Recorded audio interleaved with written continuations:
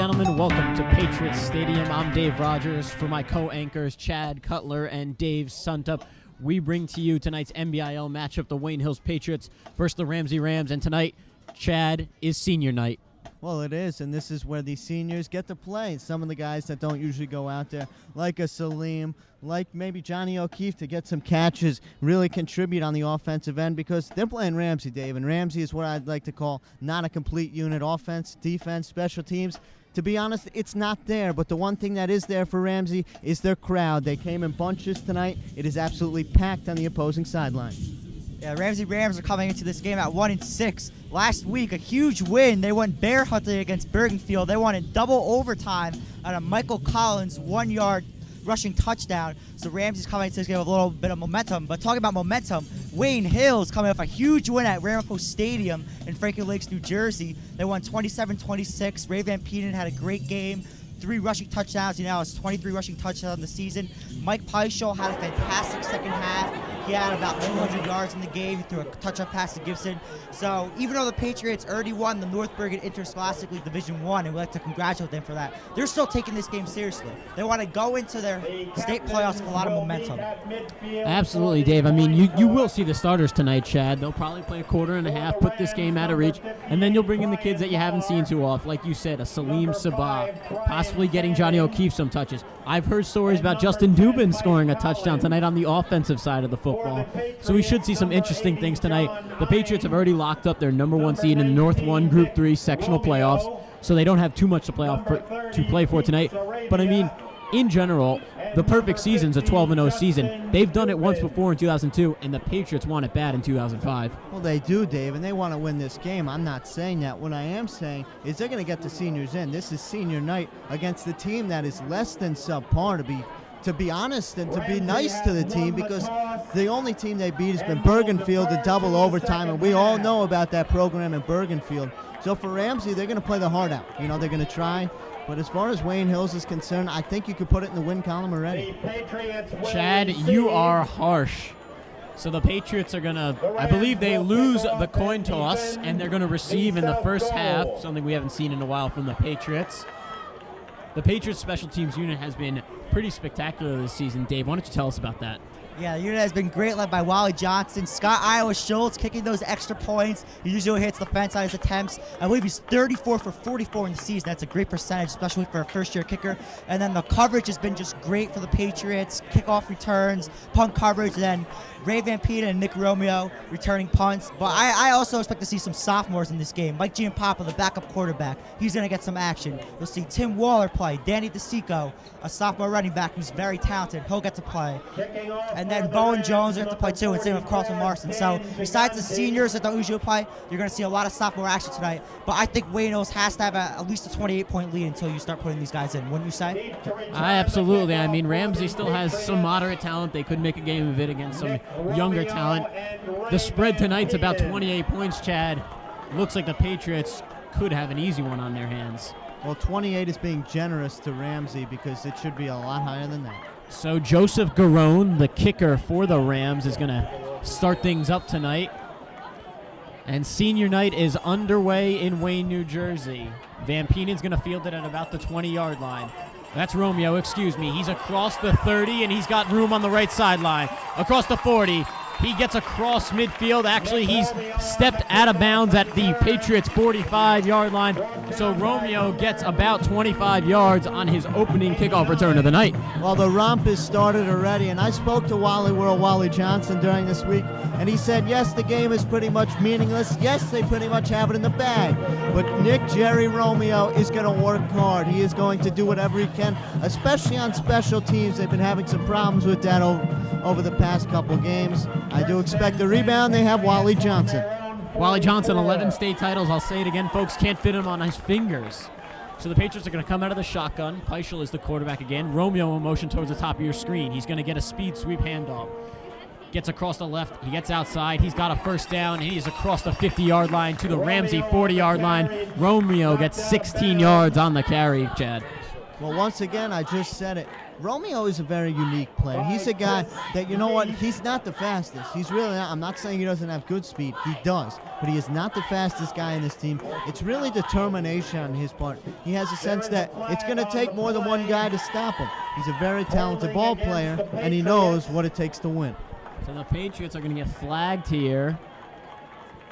I believe it's a hold. They're going to back him up 10 yards from the spot of the foul. And it's going to be a repeat of first down, I do believe. So it'll be first and about 18 yards for the Patriots. Alex Gibson, a senior fullback who had a tremendous touchdown catch against Ramsey last week, he'll check in. Mink and Romeo will be split right. The Patriots will come out of their traditional I formation with Gibson and Ray Van Penen in the backfield. It's a handoff for Van Penen. He bounces it outside, pursued by many Ramsey defenders, and he's going to be knocked out of bounds at the Wayne Hills 38-yard line after a moderate gain of about 2.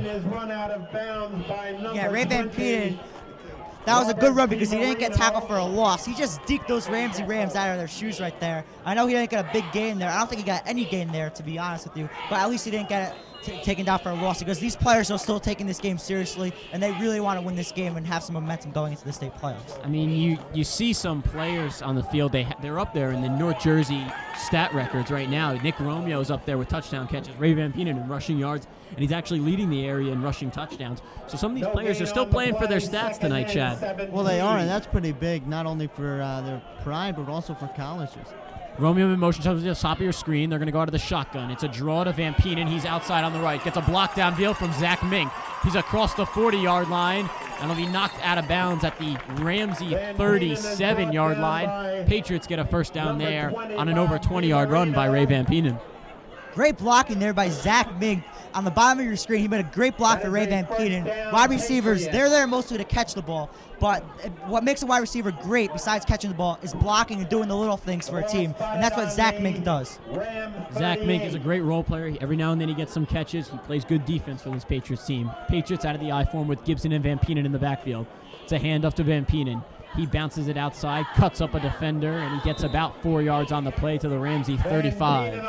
Well, Dave, I mentioned it before. It's like someone's flashing their high beams in my eyes. The fans over there are just screaming. They're all wearing bright colors in support of the gold of this Ramsey squad. But back to the game for a second here. It's going to be very important for Ramsey to try to get a stop early or some type of turnover to get some kind of momentum, because other than that Bergenfield game, I don't even think they sniffed anywhere close to a football game.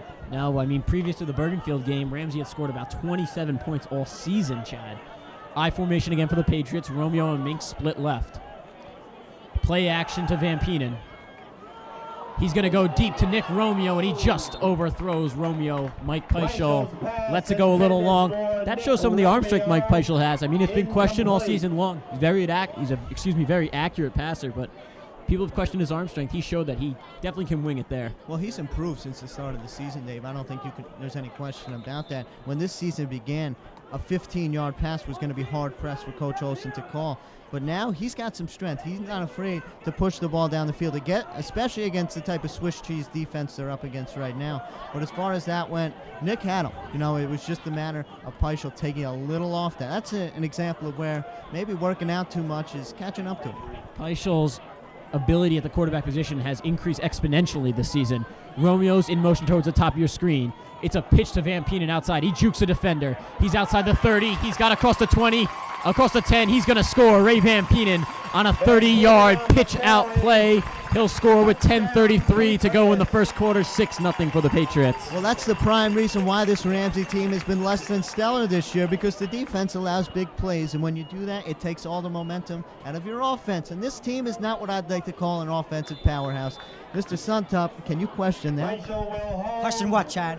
This team is not an offensive powerhouse. I think you're being sarcastic about Wayne Hills. Anyways, Ray Van Penen, 26 touchdown on the season, 24 rushing touchdown.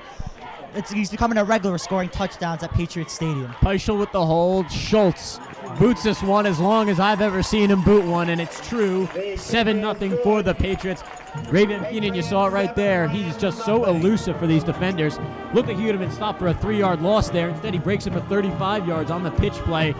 there was no one within 10 yards of him when he crossed the goal line there, Chad. Well, he's so quick, and when he gets that first burst, the only thing he could do is try to get 2 or 3 guys in front of him to even somewhat slow him down. When he gets any offensive rhythm going, it's going to make the opposition in trouble, and Ramsey found out early on. It's 10:33, but left in the first quarter, but it seems like this could get ugly, and ugly in a hurry. Yeah, certainly ugly in a hurry. A minute and a half into this ball game, the Patriots have already scored. Ramsey is going to take over here with their return men, number 18, Sean Dudzik, and David Duvall back to return. David Duvall, I think that's an actor, Chad. No, that's a golfer. Golfer. Oh, you're right. It is a golfer. Excuse me, folks. Schultz will kick it off here with Duvall and I believe it's Dudzik back to receive. Schultz's kick is high and deep. It's going to bounce inside the end zone for a touchback, and Ramsey will take over on their own 20-yard line. And we'll get a look, Chad, at this Patriots defense. I mean, in the first half of the Rambo game last week, it looked shaky for this Patriots defense, both in the passing defense and the rushing defense. They showed things up in the second half, and they look as strong as ever, Chad. Well, they do, but I think this is a completely different offense than Ramapo's. On this Ramsey side, you really don't have much of a passing or running attack. They count on mistakes by the defense, and that's something this Wayne Hills team is not prone to. So it's going to be a long and tough night. You're right, Chad. Fanning's the quarterback for Ramsey. He'll come out in an offset I. The running back tries to bounce it outside. That is number 10, Michael Collins, a senior for the Ramsey Rams. Patriots come out on their typical 4-4, Dave. Ramsey Rams, they don't have a lot of offense, but they're going to look to run the ball with Michael Collins. He had 3 touchdowns last week when Ramsey went bear hunting against Bergenfield. So Ramsey's going to look to go to Collins, and this is a good game for Wayne to work on their run defense because they've had trouble stopping the run most of the year. So maybe they get some momentum for defense going into Definitely the an opportunity to shore up some loose ends before the playoffs. An I formation again for the Rams with Collins as the tailback. It's a toss to Collins. He breaks it upfield. Oh, and he gets a first down and more. He's across the 50-yard line, and he is gone, folks. 30, 20, 10, touchdown Ramsey. Michael Collins on a 77-yard play, Chad. Well, you don't want to be overconfident, and I think that's what happened to the Wayne Hills defense right there. I think they expected Ramsey to just casually go down for losses and no gains, but that's not the case. This team is playing hard. They may not be the best or the most talented, but they're working. And excuse me, folks, that was not number 10, Michael Collins. That was number 33, David Duvall, a junior running back for the Rams. 77 yards on the toss play. Patriots missed a lot of tackles there on the outside. Yeah, just what we were talking about before, the Patriots working on their run defense, and right there they allow the longest run play of the season by the defense, a 70-yard touchdown by David Duvall. Garone's kick is wide left. The kick is no good. And the Patriots will maintain a 7-6 lead here with 9:40 to go in the first quarter. Well, back to David Duvall, the golfer, a little biography on him. David was number 1 in the world for a while, 2000, 2001. You put him up there with Tiger Woods and Vijay Singh at the top of the PGA Tour. But then he started beefing up a little bit. He started working out. And rather than gaining some yards on the ball, he actually diminished. Duvall is no longer on the tour, and he is working currently at a Burger King in Illinois. I do not believe there is any relation to David Duvall on this Ramsey team, but the David Duvall, the golfer, was formerly a terrific golfer. That could be your funniest comment of your career, Chad Cutler. 44, Dan Gigante is the kickoff man. Folks, I don't have my glasses tonight, so I'm having trouble seeing the numbers. Romeo and Van Penen are deep for the Patriots. Romeo and Van Penen are lined up at their own 15-yard line to field this kick by Gigante. I think that means giant in Spanish, Chad. The kick is directly to Nick Romeo. He'll field it at the 12-yard line. He's across the 20, breaks it across the 30, across the 40-yard line. Nick Romeo with great running ability, driving the feet, moving the legs, gets about 35 yards there on the return. He's done well so far on the kickoff returns, Dave. Yeah, Nick Romeo, he's been great all season for the Patriots on kickoff returns. Same story here. He had a big return, first return of the game, and now here. I think you guys can see that special teams is definitely not a strong point for the Ramsey Rams. Definitely not, and it's with the 11-time state champion Wally Johnson, it's definitely a strong point for the Wayne Hills Patriots. Well, Wally gets his team prepared, Dave. He stresses excellence, and that's usually what they get. Walter is a great coach. I formation for the Patriots. Play action to Van Penen. Peischel sets his feet, delivers out left.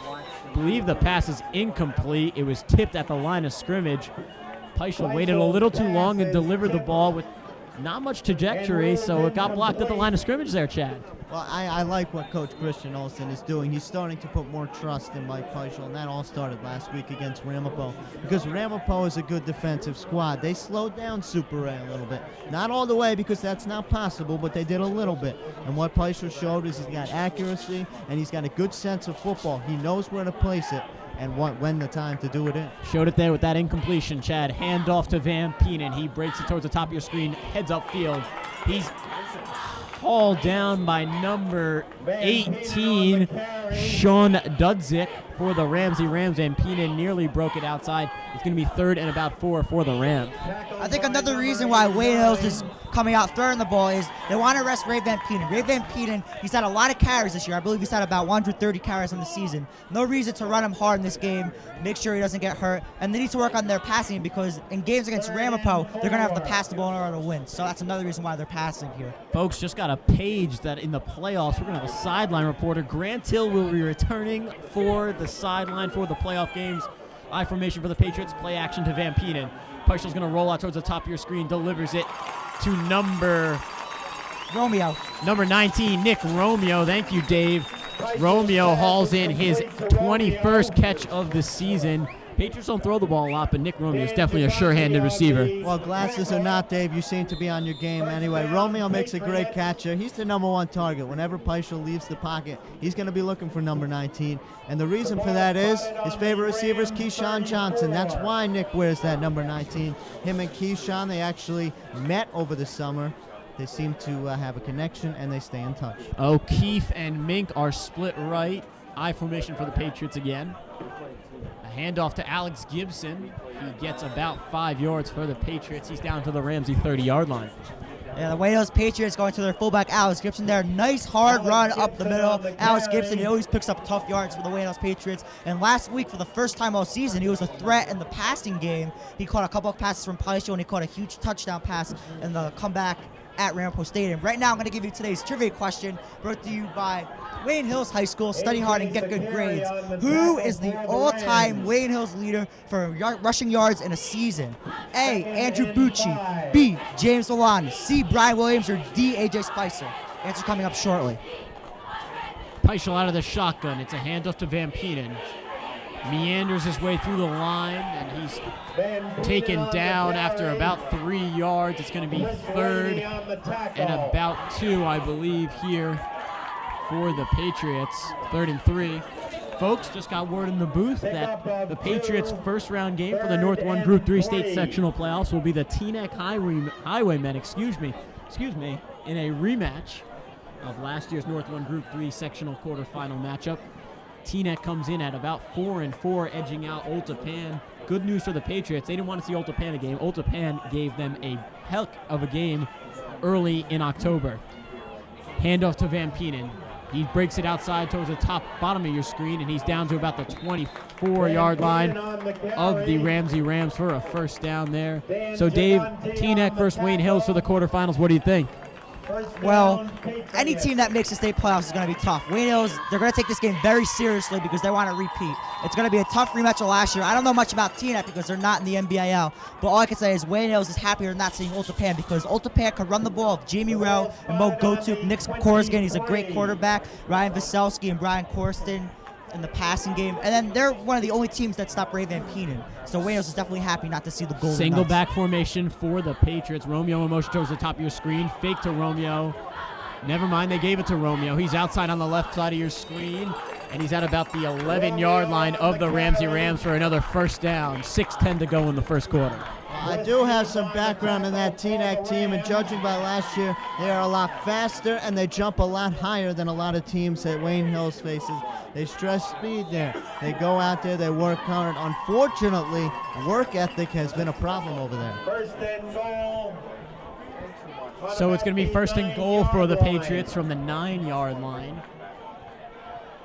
Peischer's going to come out in the I formation with a lone wide receiver, that's Nick Romeo outright. Van Penen is tackled behind the line of scrimmage by 3 Ramsey defenders at about the 11 or 12-yard line. So it'll be second and goal from there, Chad. Well, do you see a lackadaisical performance right now on this Wayne Hills offense, Dave? I mean, it's tough to come out and play as hard as you can when you've already locked up the number 1 seed in your playoffs. You just beat Ramsey, one of the best teams in North Jersey, and you're just on a high. You're looking over this Ramsey team towards the playoffs. Actually, Dave, I think you meant Ramapo. They beat Ramapo. Did I just say Ramsey? I meant Ramapo. They're Ramsey is one of the best worst teams in North Jersey. Yes, they are. Don't get those confused, Dave. It's not a good idea. Those are just the complete opposite program. I apologize to the Ramapo program there. So Ramapo program, I mean, they're one of the best in North Jersey. Patriots should come over there. They're on a high. They're looking over this Ramsey team, definitely towards Teaneck. I mean, maybe they didn't bring their A game to the table tonight. Coach Olson's going to call a timeout here for the Patriots. That's their first of the first half. While we have a moment here, I'd like to give you the answer to the trivia question. The question was, who is the all-time Wayne Hills leader for rushing yards in a season? If you said B, James Milan, you're correct. He rushed for 1,976 yards in the 1997 season. And come out to Patriot Stadium on Friday, November 11th for the first round of the North 1 Group 3 playoffs. They're probably going to play the Teaneck Highwaymen, as Dave said. The game's going to be at 7 o'clock. It should be a great ball game here at Patriot Stadium. No, they're definitely going to play the Teaneck Highwaymen. It's been scheduled. November 11th, 7 o'clock is the schedule. Wayne Hills versus Teaneck for the North 1 Group 3 state sectional playoffs in the quarterfinal round. Folks, a pleasant surprise here. We have Cody Crushell, last year's play-by-play man for the Patriots, and a living legend. Cody, we'll get you after this play. Patriots in the single back. Nick Romeo, motion towards the bottom of your screen. It's a handoff to Van Penen. He breaks through the line, and he's got a touchdown. Ray Van Penen, his second touchdown of the night. Cody Crushell in the booth, folks. Cody, how are you doing? Not bad, Dave. Looks like not too much has changed since I left last year. Not too much has changed indeed. I mean, what are your feelings about this Patriots team? You got Ray Van Penen. You saw him last year as a super sophomore. Nick Romeo's back as a senior. What do you think this Patriots team has that last year's might not have? I mean, honestly, Dave, I knew Van Penen was good, but he's just running all over everybody here. Ray Van Penen is an exceptional athlete, Chad. Peichel's going to be the holder. Ogden, the snap here with Scott Schultz, the kicker. The snap's good. The kick is a bomb, and it's good. 14-6, the Patriots lead here. 5:31 to go in the first quarter. Never mind, the kick's no good. He bombed it, but it was wide. So it's 13-6 for the Patriots with 5:31 to go in the first quarter. Just a touchdown lead. Maybe not what you thought would happen tonight, Chad. Well, it's not. I want to stick with Cody here. It's not often you get a living legend sitting next to you, and that's exactly what he's turned into, the former voice of Wayne Hills. Fortunately, I've taken that spot. But Cody, let me ask you a question now. You go to Rowan, that's a college. You go there, you witness this Rowan football team all the time, and then you look at this Wayne Hills team. Is there that big of a difference between the college and the high school level?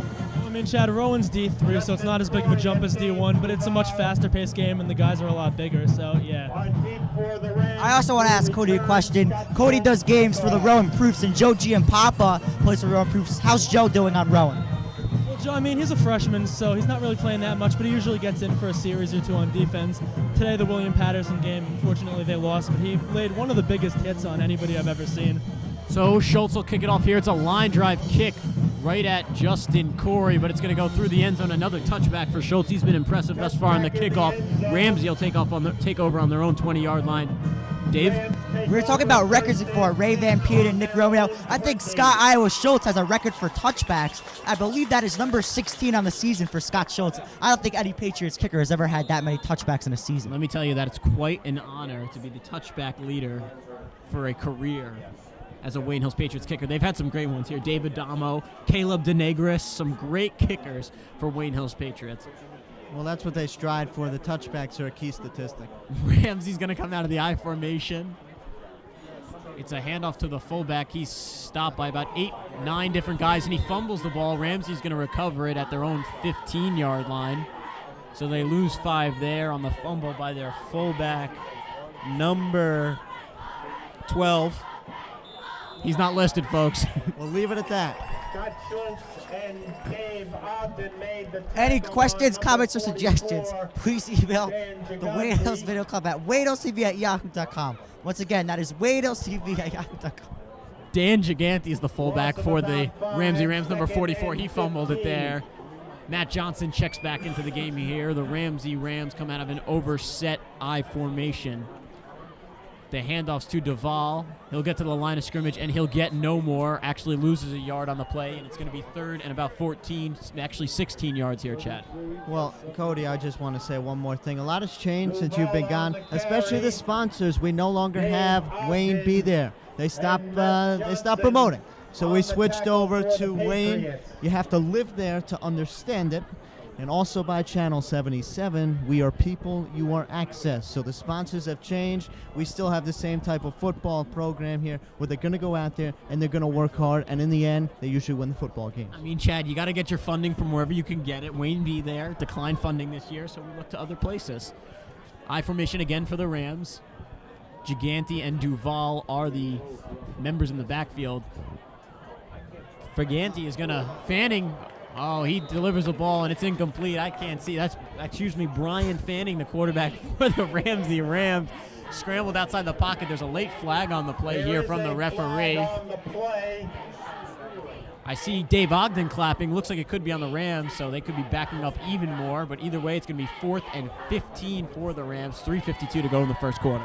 I'd like to apologize for my laughing before. I'm sorry, but sometimes Chad Cutler, he's just so funny that he makes you laugh out of your seat.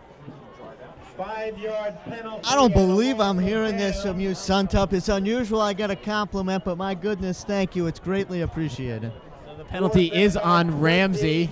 They'll back up another 5 yards, pretty insignificant, to their own 9-yard line, where they'll punt from there on 4th and 20. Ryans is the punter for the Ramsey Rams. The snap's a good one, and Ryan gets it off. It's a line drive. It'll bounce at about the 30-yard line. Nick Romeo's going to, never mind, he bumbles the ball out of bounds at his own, at the Ramsey Rams 45-yard line there. 3:45 to go in the first quarter, and the Patriots will take over there with a 1st and 10. Well, they have prime field position yet again, and it's only a matter of time before they start going out there and they start taking it to them. It's going to take a lot of Super Ray right now, and I could smell he's going to be going for a big run. I don't think there's any question. I think I've made an all-time record in mistakes while announcing a game tonight, Chad. It's all right to have an off night on this one, Dave. Yeah, seriously. Single back formation for the Patriots. O'Keefe in motion towards the bottom of your screen. He's going to get the ball there. O'Keefe's across the 30. He's across the 20. And he's inside the 10-yard line. Johnny O'Keefe. This is senior night, Chad. You're going to see some seniors that you haven't seen before. And he gets about 31 yards on the play to the Ramsey Rams 8-yard line. Patriots will take over there with a 1st and goal. Well, you said it, David, senior night, and I don't know why they wouldn't run that play more often. I didn't realize O'Keefe had a burst like that. Using the X button in Madden right there, absolutely exploding through the defensive portion of the Swiss cheese Ramsey defense. Yeah, used a little bit of the X button. Held it down there, though, for the power move. So Peichel's going to come out of the I formation with Gibson and Rampinen in the backfield. It's a handoff to Ray Van Penen. He breaks it upfield, and he's stopped at about the 5-yard line there. Patriots will have a 2nd and goal from the 5. When you give Wade Hills primetime field position like they had on this drive, you're only prone to give up 6 points and probably 7 because Iowa is a consistent field goal kicker. So Ramsey, by their bad special teams play, set Wade Hills up for a great offensive drive. And Wade Hills, they want to put Ramsey away. They want to rest their starters for next week and maybe give some seniors and sophomores who don't play a lot, give them some varsity experience. Absolutely. Peichel's going to come out in another I formation with Gibson and Van Penen in the backfield. It's a handoff to Van Penen, and he's going to break it across the goal line for his 3rd touchdown of the night. Ray Van Penen making easy work of this Ramsey defense, Dave. Yeah, already 3 touchdowns to Ray Van Penen, matches his total from last week. I think if they keep on playing, maybe he could break a record for touchdown score in a game. He's on pace for 12. That would be maybe the most amazing thing I've ever seen. Yeah, Dave Rogers, our math expert here. Very smart kid, 4th in the class. Reichel will hold. Thank you, Dave. Schultz will attempt the extra Schultz point. is the kicker. Peichel the holder. Dave Ogden the snap. The snap's good, the hold is down, and Iowa boots this one. It is good this time, and Iowa Schultz will make it a 20-6 Wayne Hills lead with 2:33 to go in the first quarter. Well, yeah, I mean, this is what you kind of expected. 20 points in the first quarter has got to be actually a disappointment for this Hills team. I'm sure they'll continue this throughout the ball game. And as far as not hearing from Grant Till in a while, I will tell you why. Because of our pretty loose behavior in the booth tonight, Grant does not approve. He likes a stern attitude. I'll try to keep it up for him, but Grant, keep it cool down there. It is extremely hot tonight. Grant Till has scheduled sideline interviews for the next playoff games. He's including Chris Iannello, a baseball coach for the Wayne Hills Patriots, as well as Fran Rella, another baseball coach for the Patriots. I mean, Grant Till only gets the best interviews while he's down there on the sideline, gets weather reports for us. He's just one of the most talented anchors and a productive member of our Wayne Hills broadcasting crew. Yeah, Chris Iannello and Fred Rowell, they're great baseball coaches. They work their team really hard, and they're already out there practicing. They're lifting weights, they're working hard, and they want to get back and have a great season. And Dave, back to what we were talking about Grant before. This isn't the first year he's been doing this. He's been consistent year after year for this Wayne Hills TV program. Game in and game out. Duvall's going to return it from his own 5-yard line. He gets to the 20 where he's absolutely nailed by number 44 for the Patriots. Can we get a number on that, Dave? Number 44 for the Patriots. Tim Waller and Mike Roman, number 4, absolutely dropped Duvall there on his own 20-yard line. So Ramsey on 3 consecutive drives start from their own 20-yard line. Patriots are doing a great job of containing Ramsey's field position here. Yeah, Wally Johnson, he loves that special teams coverage, especially from sophomores like Tim Waller and Mike Roman. Tim Waller, he's been a regular on special teams since the middle of the season, playing very well. Gigante and Duvall are in the backfield. It's a toss to Duvall towards the top of your screen. He's brought down there by a few Wayne Hills defenders, including, looks like number 50, Justin Duman was over there, as well as number 30, Pete Sarabia. Pete Sarabia got burned early on the toss play, but stops it there, doing a good job of bringing up his game for senior night tonight. 2nd and 6 from the Ramsey 24-yard line here. Dave, I've been impressed with Mr. David Duvall. I think he's really shown me something that maybe this is not his number 1 sport, but as far as going out there and executing, he can certainly play. Yeah, he's hitting the holes pretty well tonight. So it's an I formation for the Rams. Gigante and Duvall again in the backfield. The quarterback will drop back to pass, and it's going to be nearly intercepted by number 40, Mike Fulham there, the inside linebacker. Fulham, mostly a blitzing linebacker, makes a lot of tackles, doesn't drop back into coverage there, and showed maybe why his hands aren't as sure as they could be. I'm not sure who tipped the ball. It was either Ogden or Iowa. But Mike Fulham, you won't see him drop too many of those. I'm sure he's upset that he didn't catch that ball. But Mike Fulham, he's leading this Wayne Hills team in tackles. He's played great the whole season. Last week he had 3 sacks. So, you know, it happens to everyone makes a mistake once in a while, but he's played great the whole year. Excuse me, the Ramsey quarterback is Fanning. He'll line up under center here. That's his 2nd incomplete pass. He's going to roll out towards the bottom of your screen. He's going to be sacked there by number 55, Dave Ogden. That's his area-leading 13th sack of the season. Well, I think what you see from Ogden is a guy with a lot of talent and a lot of width, to say the truth. He's a lot of strength built up into one little guy. When he gets an opportunity to hit the quarterback, he's going to do it. And Fanning, unfortunately for him, is going to feel a little sore tomorrow morning. Yes, he will. 4th and 15 here for the Rams. They're going to punt it. The punter's number Lynch will punt for the Rams. Lynch for Clint Lynch, number 76 for the Rams, is the punter. He'll punt it from his own goal line. The snap's a good one, and Lynch lets up a out-of-bounds punt. Not a very good punt there, Chad. Only gets about 30 yards. Patriots will take over from the Rams 31. Now, that's what we call in the business a powder puff punt. That's just a little one, high, not much distance on it. I give it around 20 yards, and I'm being generous. Kind of glad I'm having my off night tonight, Chad. I mean, be a shame if I couldn't speak during a playoff game. Yeah, now we know why Ramsey is not one of the elite teams in North Jersey. They don't have a good offense. They don't move the ball. And then they get stuck deep in their territory and they have to punt. And their punter doesn't get a lot of yards on their punts. So the offense always has great field position, as Wayne knows to start from their 25. I formation for the Patriots. Play action to Van Peeten. Peischel will deliver across the center to Nick Romeo, who will haul in his 7th touchdown pass of the season.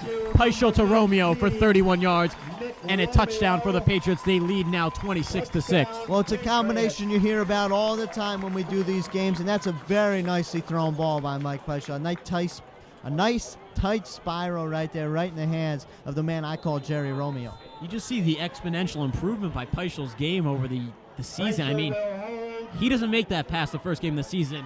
Last game of the season, you see here, last game of the regular season at least, it's a perfect pass right into the numbers of Nick Romeo. He just takes this one into the end zone. Doesn't get touched, basically. Great pass by Peischel. Good playing call in there by Christian Olsen. Schultz's kick is a bomb. And it's no good. Wide right for the Patriots. So the Patriots will maintain a 26-6 lead. Iowa Schultz is 2 of 4 tonight on extra points. A little inconsistent, Dave. Wayne Hills, that play took 6 seconds from Peischel Roman. I want to just correct myself. Wayne Hills started on the Ramsey 25, not their own 25-yard line.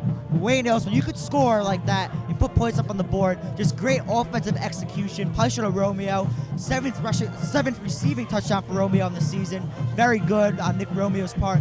But I wouldn't be too worried about Iowa. It's one game. He's kicked great all season. And I know going up to that state playoff game, Wally Johnson's going to work on kicking with Iowa. And are you a pro sports fan? Then watch the 30-minute drill of David Suntup, Ryan Duvall, Andrew Axelvan, Andrew Gayo, Alan Bernstein, Tom Gallo, Matt Taylor, Matt Green, Wesley Soul, Chad Cutler, and Sean Quinn. Check Channel 77 for local listings. 43 seconds ago in the first quarter, the Patriots have put up 26 points in the first quarter. That's a lot, Chad. Well, it is, and I expect it to keep on going. Coach Rogers, let me ask you this. If it, at this rate, it continues where they score every time they touch the ball, when will you see the freshmen? You can see him early as halfway through in the second quarter. I mean, well, the freshmen won't see any action. They're not even dressed tonight, Chad. Schultz lets a bomb go. It's muffed at about the 1-yard line by Duvall. He breaks it across the 15 to the 20-yard line where he's tackled there by number 34, Mike Massoud.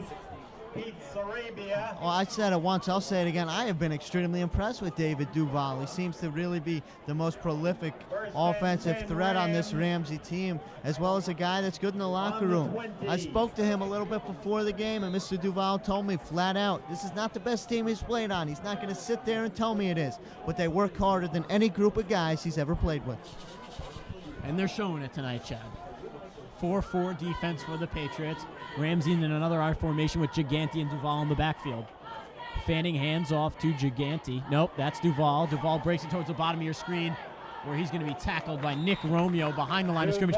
Nick Romeo started 8 yards ahead of the line of scrimmage there, and we got all the way to the line of scrimmage and took down Duvall there for a 1-yard loss. That's Nick Romeo's 4.1 40 speed. That's called heart and determination on the part of Nick Romeo. He hustles at every play. Great play by Nick Romeo. But if I'm Wayne Hills, when the other team runs the ball, I want my defensive line players and my linebackers making tackles, because if your people in the secondary are making tackles, and if they're making too many tackles, that means the other team is getting too many long rushes. But guys, I wonder what's wrong with Michael Collins. He's usually the Ramsey starting running back. He had 3 touchdowns last week. He's on the sidelines. I don't know why he's not playing. Maybe they're looking forward to next season. I mean, Duvall is a junior. Yeah, he is a junior. Maybe they're looking towards next season, trying to get the junior some experience for his senior season. That's the end of the first quarter, folks, with the Wayne Hills Patriots leading 26-6. We'll bring a junior into the booth now. Sophomore, junior? Sophomore, Dave. Sophomore, Andrew Gayo. I forget it every week. Andrew Gayo, sophomore. He's another member of our Wayne Hills broadcasting crew. Andrew, how you doing tonight? I'm doing quite swell, Dave. But this game, as you said, Dave mentioned that Michael Collins has not been playing tonight. I actually read in the paper this morning that they were going to rest him this week. He had something bothering him in his ankle, so that's why the reason David Duvall is playing tonight. Well, that's a cover-up, Andrew. It is not an ankle injury. It is a PCL injury. That is in the knee. It is in the cartridge of the knee. It is an excruciatingly painful injury, one that you just don't want to play on. And in a meaningless game like this, which it is, why risk further injury and hurt the guy in the long run? So yes, Chad. Multiple reports about him. They just want to rest him up, give Duvall some catches, and Duvall's really responded tonight. He's playing quite well. So the Ramsey Rams will take over here with a 2nd and 10 from their own 20-yard line. Start of the second quarter, folks. If you're just joining us, 26-6, the Wayne Hills Patriots lead. Fanning hands off to Gigante. He gets to the line of scrimmage. He's stopped there for a 1-yard gain, it looks like. 3rd and 9 for the Ramsey Rams coming up here, Chad. They're not looking like they could do anything on offense. I mean, they have one big run by Duvall where he broke it for 77, but other than that, I don't think they've gained a yard. Well, they haven't, and that's just been what's plaguing them all year. They just have a lack of getting big plays and making defenses really struggle and think about each coverage play. In the long run, it really hurts you. It takes a lot out of your line to keep battling and really not get much production out of it. Folks, we got Matt Ferrarella in the booth, a 2-time All-American. He ran away, folks. I'm sorry. We were going to get an interview with a fantastic baseball player for the Wayne Hills Patriots and a leader, but he would decline our interview offer, Chad. Fanning drops back to pass. He's pursued, steps up in the pocket, and he's going to be sacked by a few Wayne Hills defenders. Looks like Ogden, Paul Junn, and number 20, Danny DeSico getting a little action. Is that 21 Ray? That is 21 Ray Van Penen. Excuse me, folks. Nope.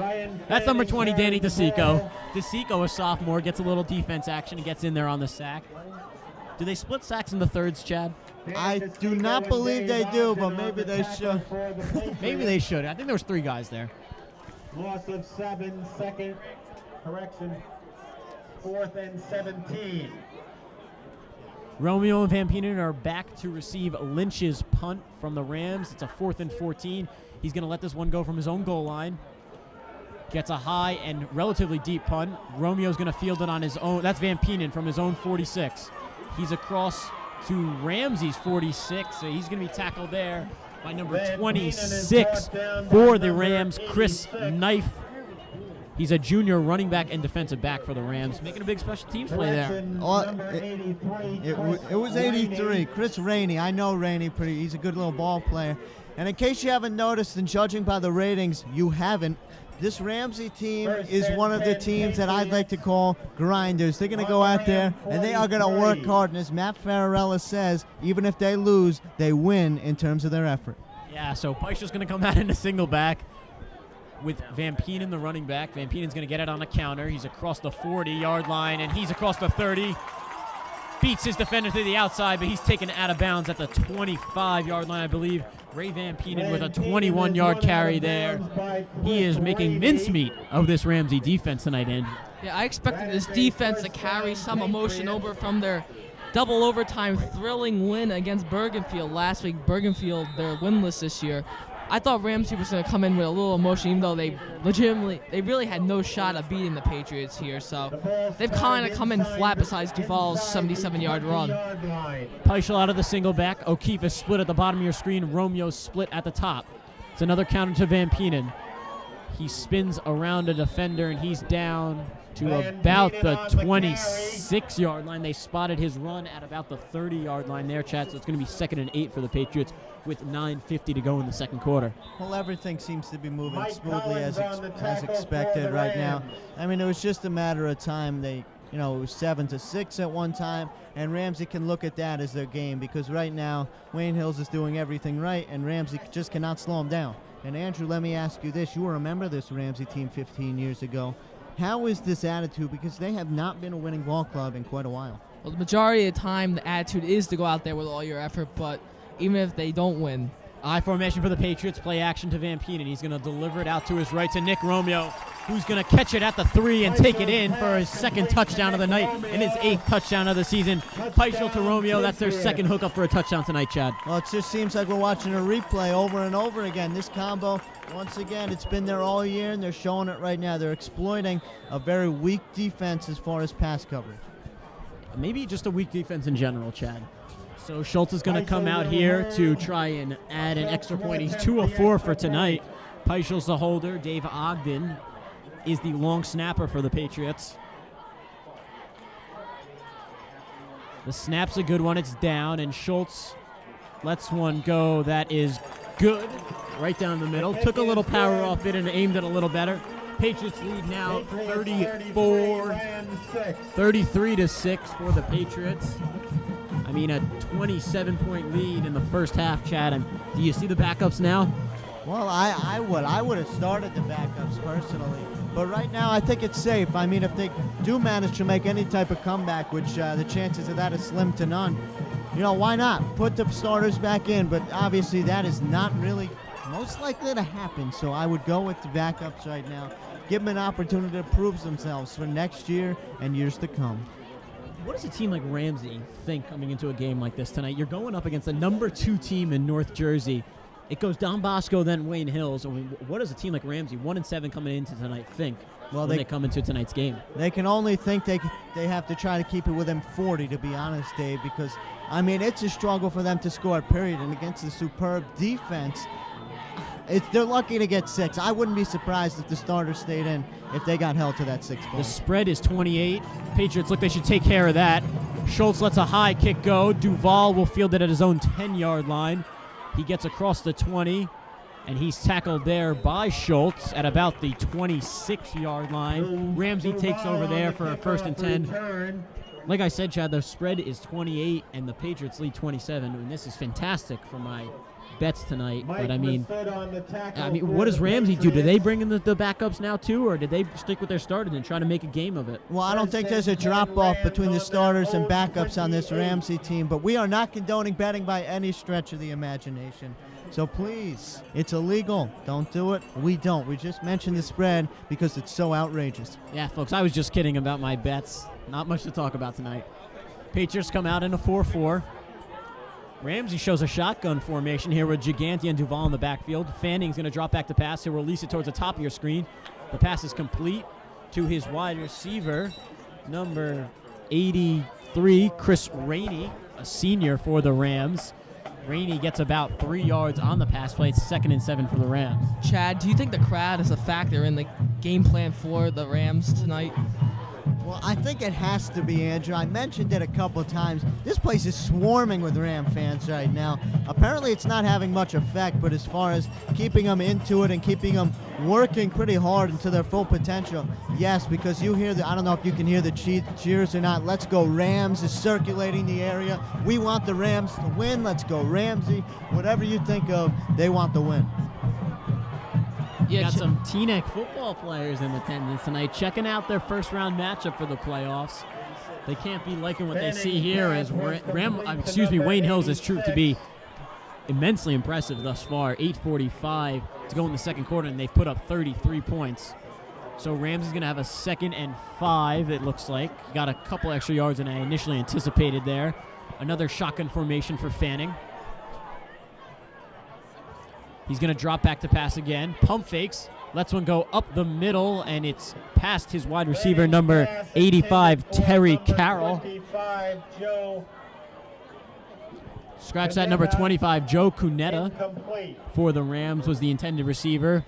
He nearly threw that into the waiting arms of number 11, Zach Mink. Zach Mink has, I think, 4 interceptions on the season, Chad. He's been one of the key members of this Wayne Hills defensive core. I mean, he's been impressive thus far. Well, he has, and he's what I'd like to call a true athlete on both the offense and defensive side. He's always getting his name in there. He's always getting his name in the paper. He's making a difference. Yeah, he's been a adequate replacement for last year's safety, Kyle Cavanaugh.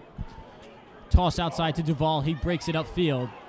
He's got room to run. He's across the 40-yard line, and he's going to be tackled at about the 45. He gets about 10 yards there, and a Ramsey first down. Even though the Patriots, they're up by 27 points now, Coach Olsen has to have somewhat of some concern that David Duvall is having a pretty nice game so far, and the Patriots, they really want to touch up on that run defense, especially since next week they play Teaneck, and Teaneck's no soft opponent. As so last year, coming in against the Patriots with the Highwayman, but they had Derek Turner, Derek Turner is now at the University of Pittsburgh, so they have to start preparing for the Teaneck Highwaymen. I concur, Andrew. I definitely concur with that statement to the full extent, but I think there comes a time where the starters on this team are just going to lose some steam. They're going to lose their head as being in this game. They're down 33-6. I think that's enough said. You're Wally Johnson. You're Christian Olsen. I think it's time. Take the starters out. Give them a rest. Have them get something to eat. bring in the backups. Yeah, let those players hit the snack bar a little bit. But right now the starters are still in, so it's a 1st and 10 for the Rams from their own 45-yard line. 8:05 to go in the second quarter. Patriots lead 33-6 if you're just joining us. I mean, you see Olsen out there giving a little pep talk to the team. I mean, he's one of the greatest coaches in North Jersey football folklore, if you'll say. He's got over 150, nearly 160 career coaching victories. He's one of the great high school football coaches of all time, Chad. Dave, I had a question about that. You say he's got 150-plus victories. Now, does that count playoffs, or is that strictly regular season type games? No, it counts playoffs. Career victories. Any victory, therefore.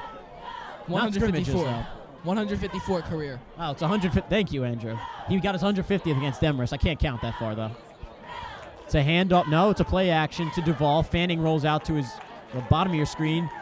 And he's tackled there by number 50, Justin Dubin, and number 45, Adam Fitzpatrick. Dubin lays a lick on number 10, Michael Collins, the senior running back that Dave Suntup mentioned earlier.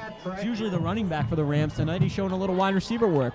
Well, I mean, I guess that's easier on the knee injury he has. But as far as keeping him out there, I don't agree with it at all. It's pretty clear this game is out of reach already. And why risk a further injury? This guy could be a franchise player next year. Collins, he's a senior, Chad, but unless he's going postgraduate. Fanning out of the shotgun with Gigante and Duvall. They're going to that's Michael Collins. They're going to put him in motion towards the top of your screen. Fanning lets one go, and it's over the head of Collins. Incomplete. It's going to be 3rd and 6 for the Rams here, under 7 minutes to go in the second quarter. Patriots doing well in the pass defense thus far. I mean, they've gave up a couple big runs thus far, but pass defense, they've been impressive thus far, Andrew. Well, not only tonight, but the season as a whole, the pass defense has looked excellent the whole year. Zach Mink leading the team with 4 interceptions. Ray Van Penen playing good back there. The linebackers, Justin Dubin, Pete Sarabia, they're all playing well. Omar Rodriguez, who I think was probably one of the best players that went under quiet this year, he stepped up last week against Rampo. So this secondary, they've really played well the whole year. Yeah, they really have improved over the season. Collins now the running back. He's in motion towards the top of your screen. It's a handoff to Gigante, and he gets the 6-yard lines and more. He's down to the Patriots' 40-yard line. Another first down for the Rams. The rush defense, again, having some troubles here for the Patriots. Like you said, though, the pass defense, the secondary in particular, has improved over the season.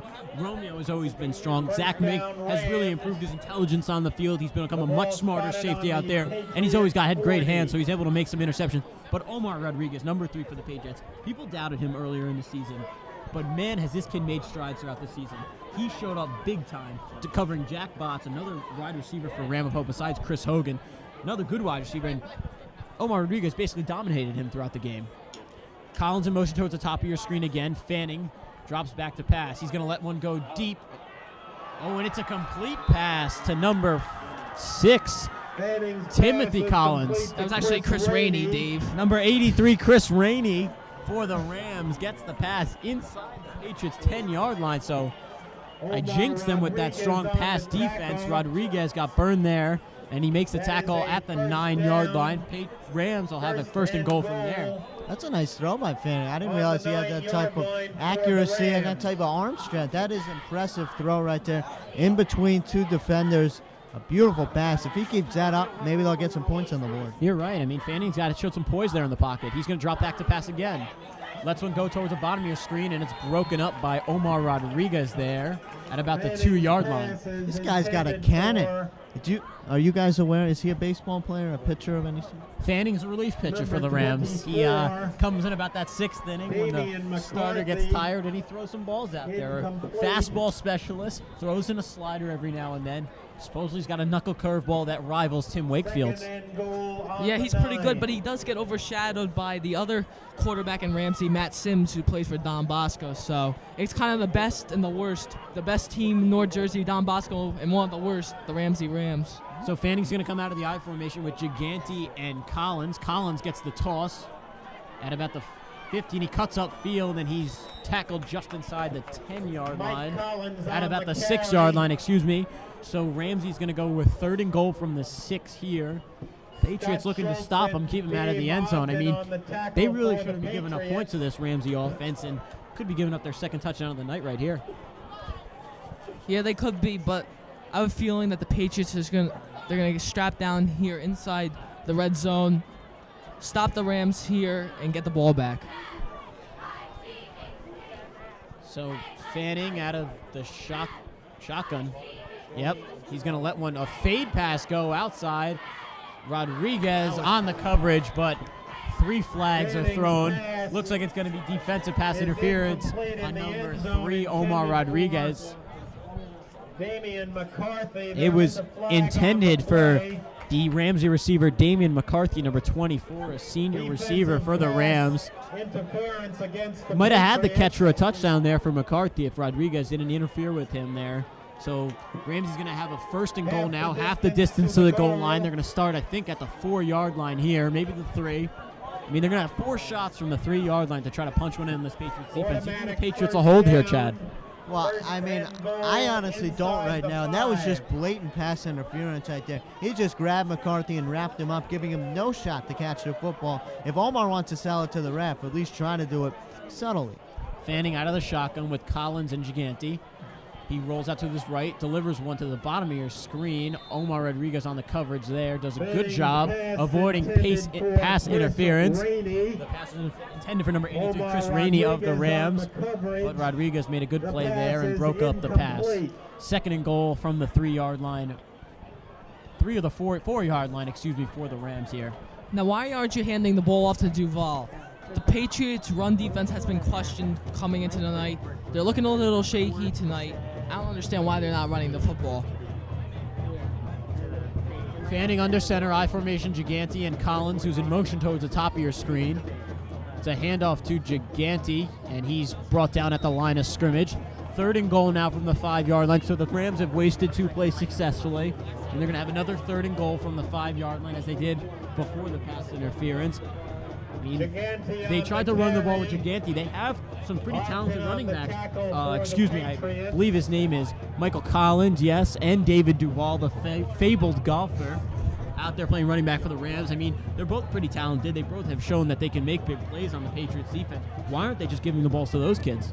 Well, maybe fatigue is a factor. Obviously, Collins is inactive right now, but Duvall is not used to carrying the load, and they got guys out there that are out of their element. If by active you mean in the backfield, yes. Fanning unleashes a fade pass again, and it's over the head of number 24, Damian McCarthy. They go back to that same play that they drew the pass interference on earlier.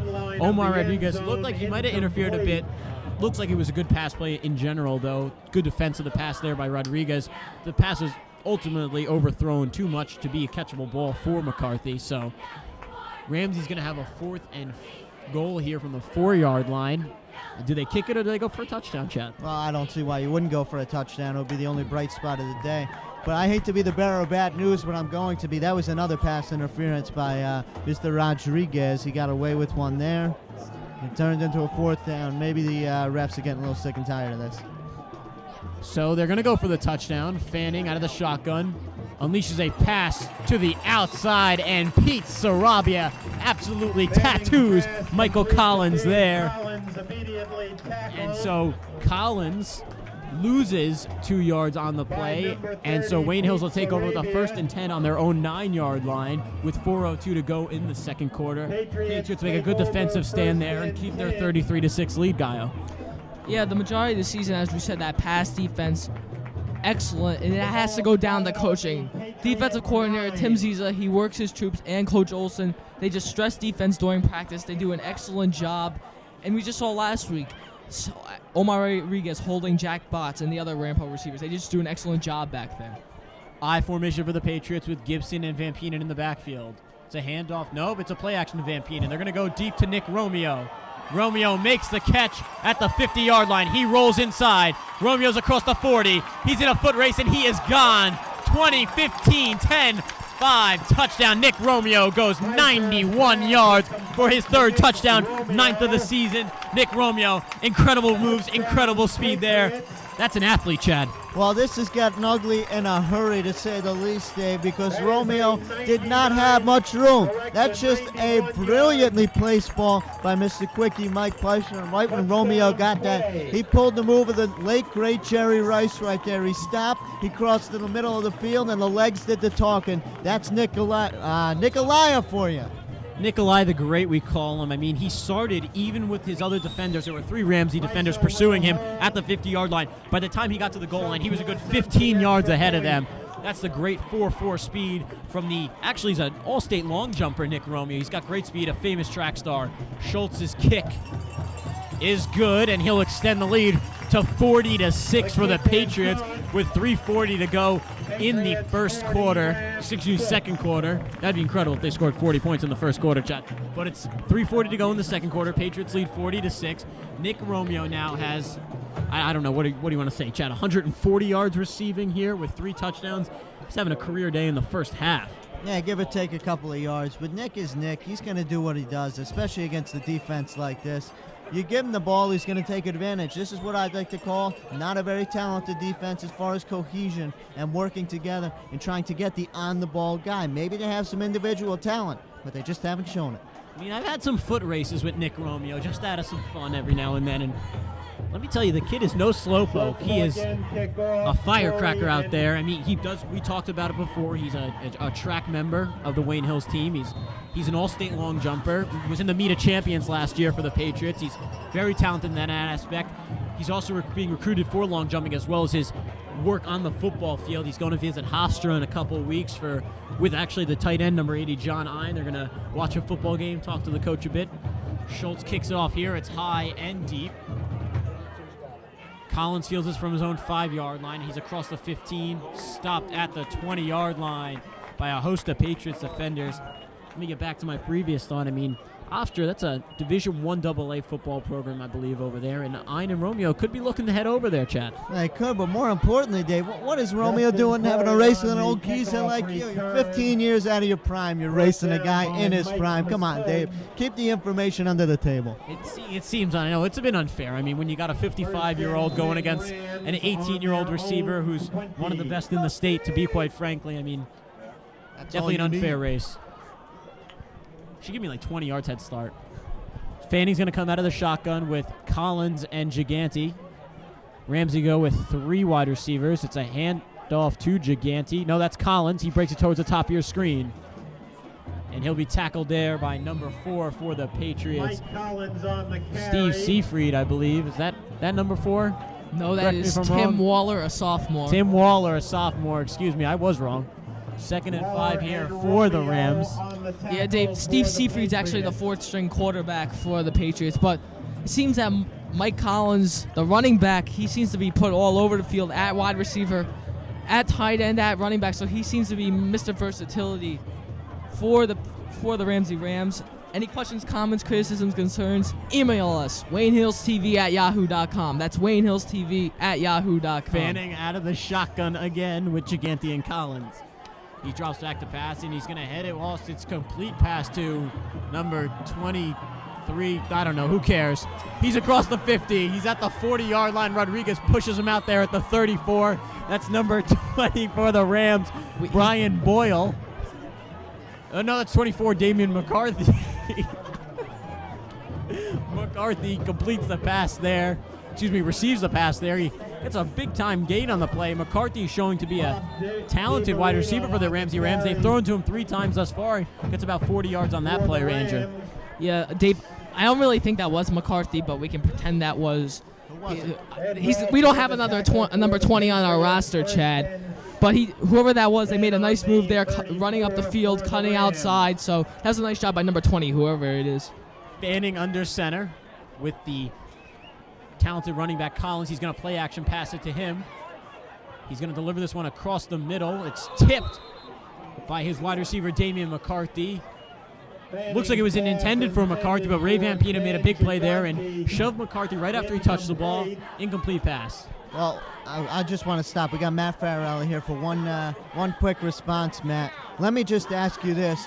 I've heard that this Wayne Hills team is really pumped for the playoffs. Have you? There is I heard an that. injury on Hell the of a field. drop in, Matt. That broadcast school is really paying off. Matt Ferrarella, part-time broadcaster, part-time All-American baseball player. He's a talented athlete for the Wayne Hills Patriots Athletic Department. Timeout here for the... Oh, it's an official time. Ooh, we got a player down for the Rams. That's Dan Gigante. That's Gigante, which in Spanish means giant. He's down here with an injury. It's looking... Oh, man, he looks hurt, Chad. I mean, this could be serious. Could be one of those knee injuries you had in your playing time. Well, this is a knee, Dave, and I don't think there's any question. He's in excruciating pain. And as far as you get the kind of pain that lasts in there, this is a type of shooting pain that you're really not going to get rid of. He is not moving. Oh, I see movement. So the concussion is out. Now it may be strictly a knee injury. That appears what it is. It's not that bad, though. It seems as if he has enough motion where eventually they can help him up and off the football field. I mean, that's a tough... Gigante is one of He's the... giant. I mean, he is giant. He's a big kid. I'll give it to him. He's a big kid, and he's one of the important players for this Ramsey team. I mean, they don't have too many playmakers between... I mean, him and Collins and Duvall, and that's about it. You can't lose one of those players. But he looks like he's getting off the field under his own power. That's a good sign for Gigante. Maybe he'll come back in and be a little productive.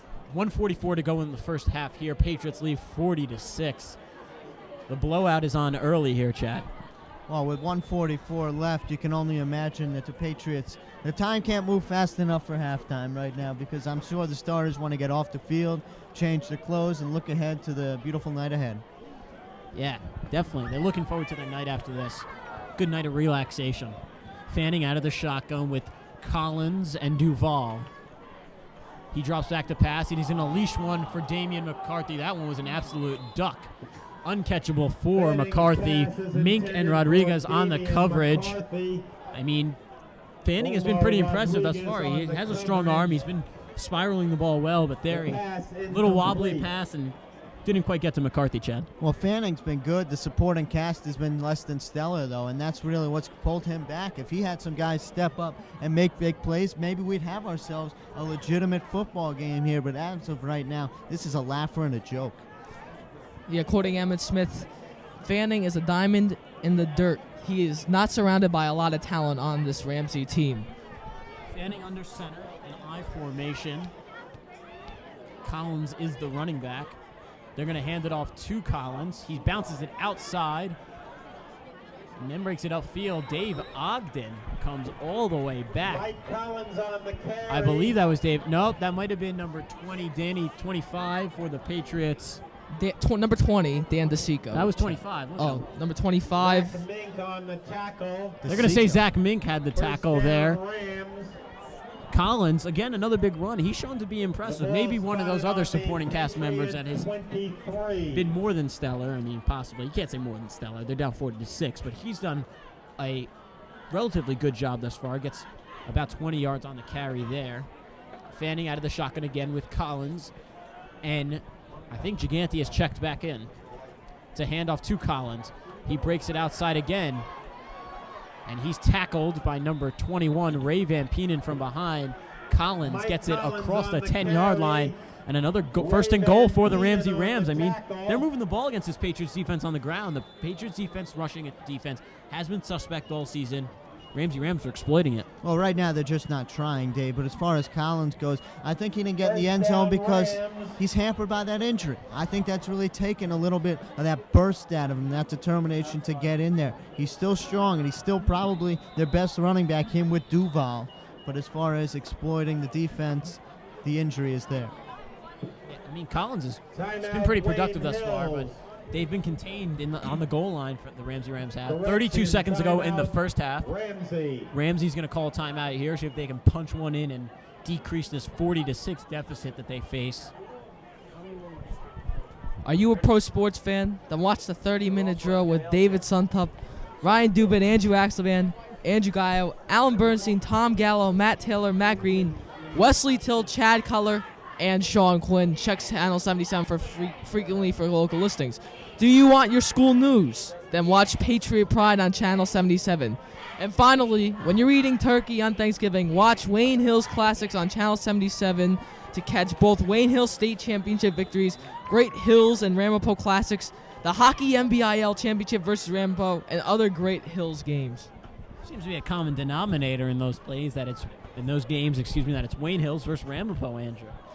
Yeah, we seem to get classics every time that Wayne Hills does play Ramapo, but I believe the girls soccer county final is going to be there too, and possibly the field hockey from 2004 might be there, but just tune in for Channel 77 on Thanksgiving weekend. That is what you should be watching over Thanksgiving weekend. Fanning under center.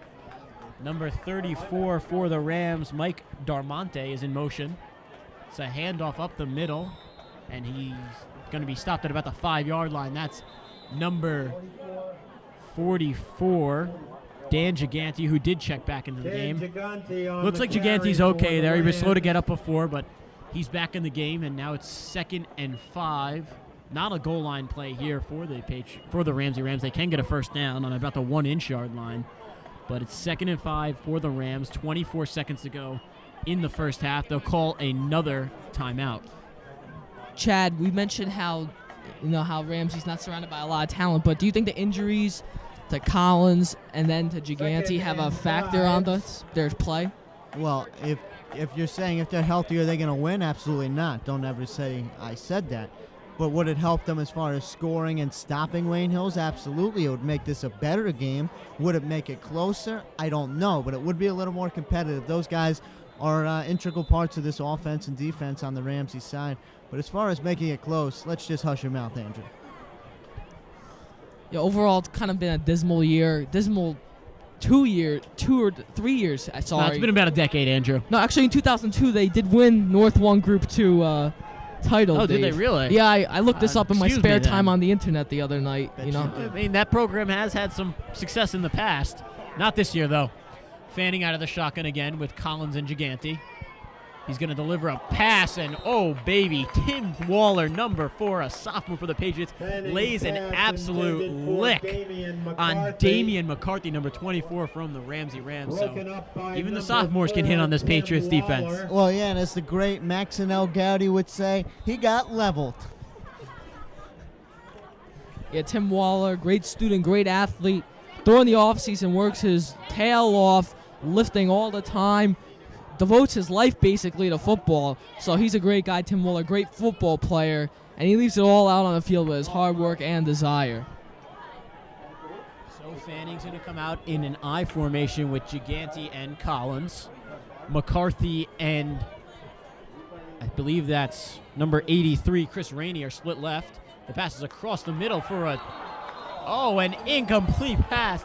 Omar Rodriguez strips the ball right out of the hands of number 89, Frank Bartuccelli, a sophomore tight end for the Rams. I mean, it looked like a touchdown, and then Omar Rodriguez just stripped it right out of his hands. But there's a flag on the play, so I don't know what they're calling here. Maybe it's gonna be defensive pass interference. We got that from the PA announcer. He's a loyal person of this Patriots club. And he is on his game tonight. So Rodriguez gets flagged for his second defensive pass interference of the night. And it's a 1st and goal now for the Ramsey Rams. 1st and goal from half the distance to the goal line. So they're going to start at about the 3-yard line. 14 seconds to go in the first half. Looks like Ramsey might be able to put some points up on the board before this half is done with. Well, that's what they're going for. That's pretty much the only thing they can hope for right now, because it just seems a little unlikely that they end up winning. It does indeed seem unlikely. Fanning under center in the I formation. Gigante and Collins in the backfield. Collins in motion towards the top of your screen. It's a handoff to Gigante, and he's stopped by number 4, Tim Waller, with his second big hit of the night. Tim Waller could be a future star for the Patriots defense. Yeah, as we said that the Patriots, how they just rebuild every single year. Tim Waller just continues his great play. He devotes himself to football, and he is a big part for the future of this team, as well as Dan DeSico. They really are the cornerstones of this Patriots future. And members of that 2004 freshman team that went undefeated. Actually, the Wayne Hills Patriots freshman team this year, I believe, one loss. I think they got Ramapo, yes. Dominated by Ramapo, in fact. Oh, not dominated, 15-14. That was a nail-biter. I'm thinking of something else, folks. I'm sorry about that, but 15-14, so That could be a great rivalry for the future. The Wayne Hills-Ramsey, it always is a great rivalry, and it looks like it will be in the future. I mean, the freshman teams of Wayne Hills have always been strong, and it feeds a varsity program. Well, not to correct you, Dave, but I think you mean Wayne Hills-Ramapo is the rivalry, not Wayne Hills-Ramsey. I'm confused right now because we're playing Ramsey, and the Wayne Hills pitchers are playing Ramsey, and I am mistaken. Ramapo, of course, is the rivalry. Everybody at home, you know that. Wayne Hills-Ramapo may be the best rivalry in North Jersey, aside from Don Bosco, Bergen Catholic, but one of the best. And they showed it this year with a thrilling 27-26 game last week. Fanning out of the shotgun. He's going to deliver the pass out to the left. And it's a touchdown. The pass completed to number 10, Michael Collins. Collins comes out of the backfield there and makes a touchdown pass. It collects a touchdown pass, excuse me. So Ramsey makes it 40-12 here. 0 seconds on the clock in the half. So Ramsey will see if they can tack on an extra point here and make it 40-13. But they get some points right at the end of the half. They elect not to go for the field goal, which is the wise choice considering you're out of this game already. So they go for a touchdown here, and they are successful on a 3-yard touchdown pass from Fanning to Collins. Dave, I think they're going for 2 here. I don't understand the logic, but if all signs point to yes, which I believe they do, they will be going for a 2-pointer. And you are indeed correct, Chad. Rainey split left.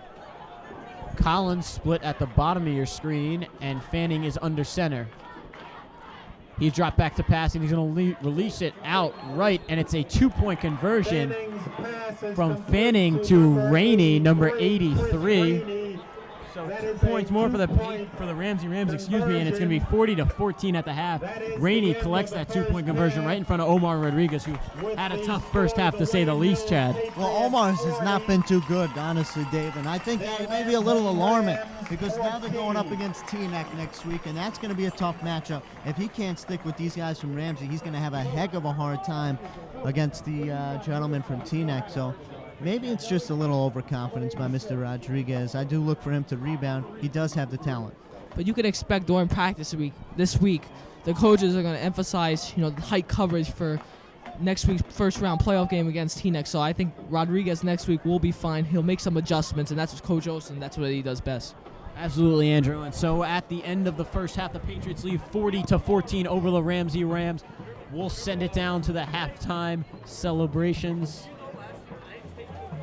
And we'll be right back, actually, with Chad Cutler and his halftime featurette. He got the chance to sit down with Coach Christian Olsen. I had an opportunity to sit down with the Wayne Hills football coach, Christian Olsen. He gave me some good news. I suggest you stick around right now. Listen to this in-depth conversation. I'm here with the Wayne Hills football head coach, Coach Olsen. Coach, how are you? Doing good. Thanks for having me here today. I just want to flash back a little bit. You're the state champion. You knocked out your arch rival, Ramapo, last year. Obviously, you got a huge amount of satisfaction out of that. Let me ask you, during the off-season, does that impact the way you train with your group of guys, or do you think that really has no effect at all? No, I don't think it has any effect at all. I think the kids that return after years like that want to work hard because they see what can be done and they know what our expectation level is, and we treat every season the same. Every season the same. Going into this year, it's a whole different team than last year. Last year, I can remember you had a lot of bigger guys. You got arguably more physical guys. But this year, you seem to be a little quicker. Was there anything that this unit needed to prove to you going into this year? Well, last year we lost our entire offensive line. That's the first time that's happened to us. So that was a question mark coming into the season, although we thought the kids that were going to be playing were, had a chance to be pretty good. And they've proven us to be right so far. But and this year we have good size as well, and they're pretty physical.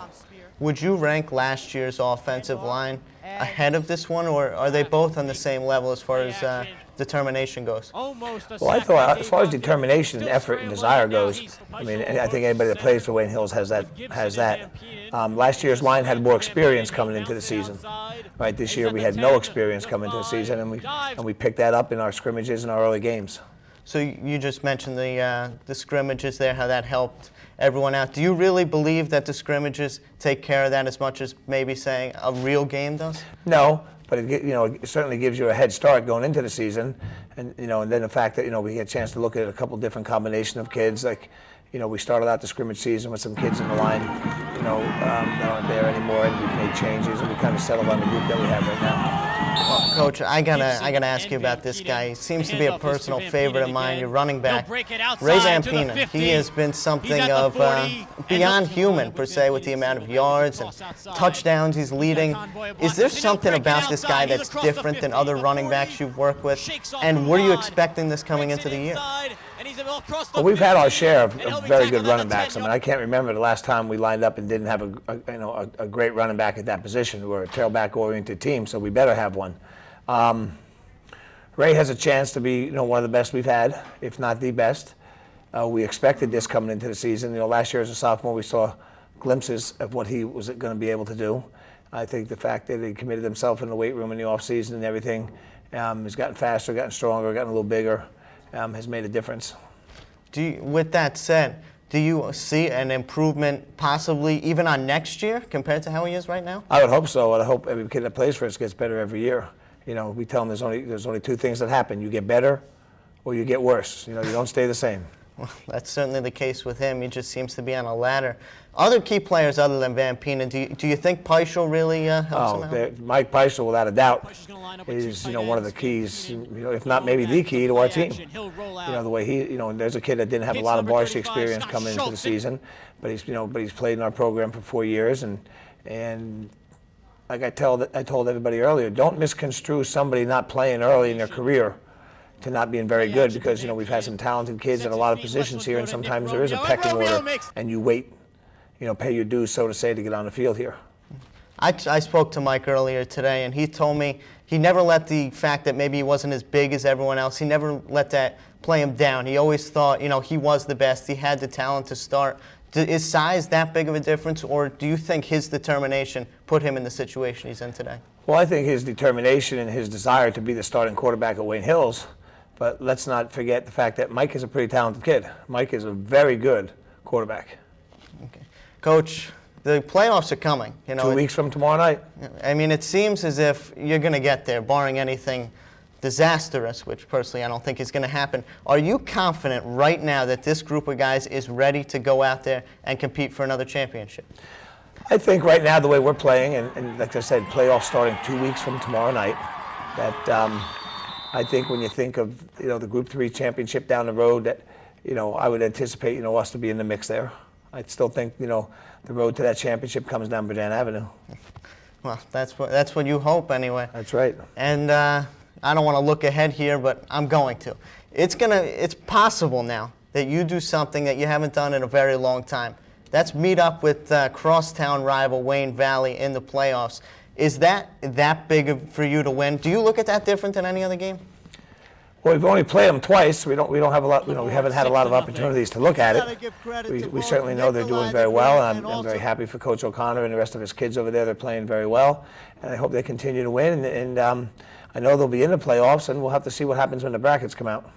Coach, it's been a pleasure. Thanks for having me. Good luck the rest of the way. We'll send it back out to the football game. Hi, we are back for the second half. I'm Jason Oliphant alongside Dan Cohen and Parker Weston with the score, the Wayne Hills Patriots 40 and the Ramsey Rams 14. Guys, how can Ramsey rebound from their first half performance and somehow make this a game? Well, Jason, I won't lie. I really don't think they can. For one, they need to jumpstart their offense and their defense, which they definitely didn't do in the first half. I really don't think they'll come back. Yeah, I'm going to have to agree on Dan on this one. I don't think it's possible for Ramsey to come back. Wayne Hills is just too powerful for them, and I don't see Ramsey coming back in this game at all. Yeah, the Ramsey defense, they had a lot of big hauls for Super Ray to get through. They had some good plays, I'll admit, but nothing that we didn't expect here with a 40-14 score. Well, they had a few freak long runs, but they're not consistent, and if they're not consistent, you don't have to be scared of it.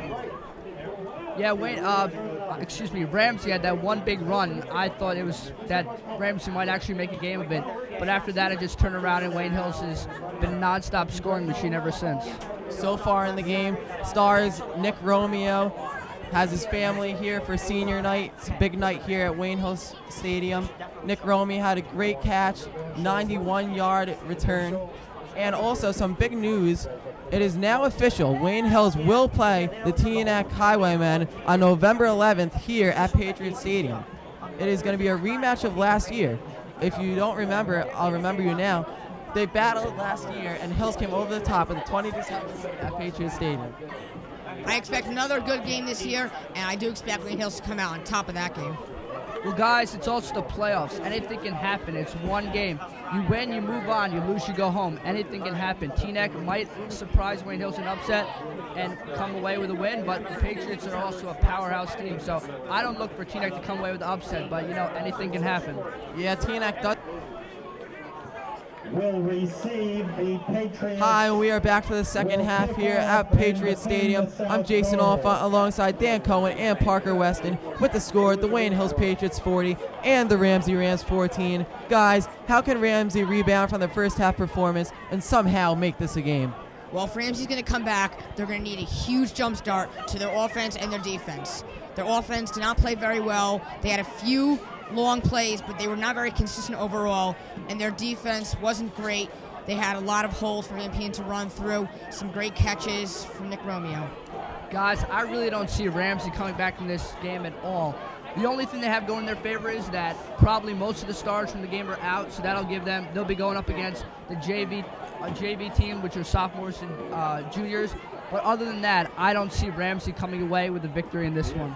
Yeah, Parker, I agree with you. In the first half, Super Ray Van Pien had a couple of touchdowns, and Nick Romeo had a phenomenal catch, returning it for 91 yards.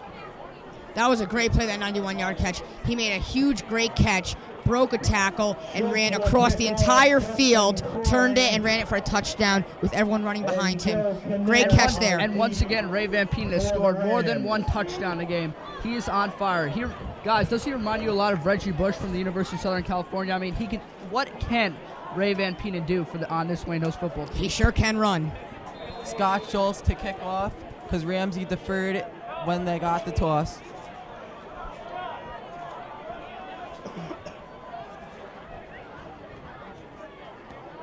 A high booming kick. The Ramsey return is going to return it up to the 20-yard line, and he is down by 4 Wayne Hills defensemen at about the 18-yard line.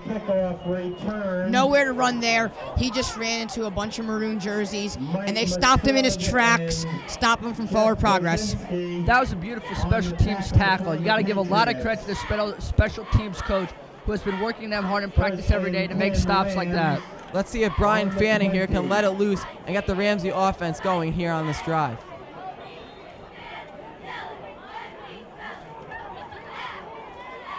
Ramsey will start on the 20-yard line, 1st and 10. Fanning under center. One man going in motion. Play action. Fanning looking, it's batted down, and it's almost picked off by the Wayne Hills. Number 50, I believe it was Justin Dubin. Ray Van Pien almost intercepted that pass, almost got to it. A little short, but that's all right. Still going to be 2nd and 10. That was a nice block by Iowa, and also helps, too, when you're a really big, really tall kid like that. 2nd and 10 on the 20-yard line for the Ramsey Rams. Brian Fanning going from left to right. Pitches it to the running back, and he is down, harassed by Wayne Hills defenseman. No to run there. Wayne Hills defenseman tackled him down before he could get any positive yards on that one. That's another good tackle by this Wayne Hills defense. You can always find them swarming the ball. It's not one tackle. They all join up and tackle the ball carrier. That was Michael Collins on the carry. Excuse me, it's a little hard to see the numbers here on this cold, foggy night here at Patriots Stadium. It'll be 3rd and 13 on the Ramsey 17-yard line. 2 wide receivers left, 1 wide receiver right. Fanning in the shotgun formation. Fanning has plenty of time. He's looking deep, and he overthrows his wide receiver. Intended for Joe Canetta, the junior. Zach Mink knocked that one down right there. He's played great so far this year. I watched him have 2 picks in one game. He's played great so far, senior. Good job for him. Guys, this Wayne Hills defense has been playing really well today. I haven't noticed many times when they've been able to cross the 50-yard line and take it into Patriots territory. Guys, this doesn't surprise me. Ramsey is going to punt yet again. This is something we're getting used to, seeing Ramsey punt the ball a lot. A low kick. Not a good one. Gain of about 10 yards on the run. There's a flag on the play. Pete Sarabia didn't have much to work with there, but still made some positive yards catching that punt on the bounce. Yeah, Sarabia made the best of the kick. He returned it for about 10 yards, but let's see what the penalty is on the play. Guys, I'm surprised to see Nick Romeo and Ray Van Peenen in there. I mean, they have a big score, and I don't think it's smart to keep both their two-star offensive weapons in the game right now. Blocking the back on that one. That's going to bring the Patriots back a few yards. Yeah, that's a tough penalty there. I'm a little surprised here. Senior QB Mike Peichel is still in the game with the 40-14 lead here in the start of the third quarter with 10:31 remaining. Patriots on the 47. Peichel under center, one wide receiver right. Hands it off to Van Peenen, slips a couple tackles, gain of about 6 yards on the play. Ray Van Peenen just cannot be brought down. Perfect example there. He broke a tackle on almost every player on this Ramsey Rams team. He is just not easy to bring down. Guys, Ray Van Peenen is one special tailback. I have not seen many high school tailbacks with super skills like him, and to make it much better, he's only a junior. Yeah, Van Peenen leading the team in rushing yards with 1,143. Peichel under center, 2nd and 5 on the 43. Hands off to Van Peenen, going right, slips a couple tackles, going down the sidelines. Gain of about maybe 7 on the play. Van Peenen just has a motor in him. Once he gets his legs moving, he doesn't stop. He is moving extremely fast and turns that corner very fast, going down the sidelines. He's off to the races. Yeah, Dan, he's also got great vision, though. I mean, if they have a hole for him and the hole's blocked up, he can always take it to the outside and is able to make up yards that you normally wouldn't make up on a play. Yeah, Van Peenen has quick feet. He's a stellar junior for this Wayne Hill squad. 1st and 10 on the Ramsey 32.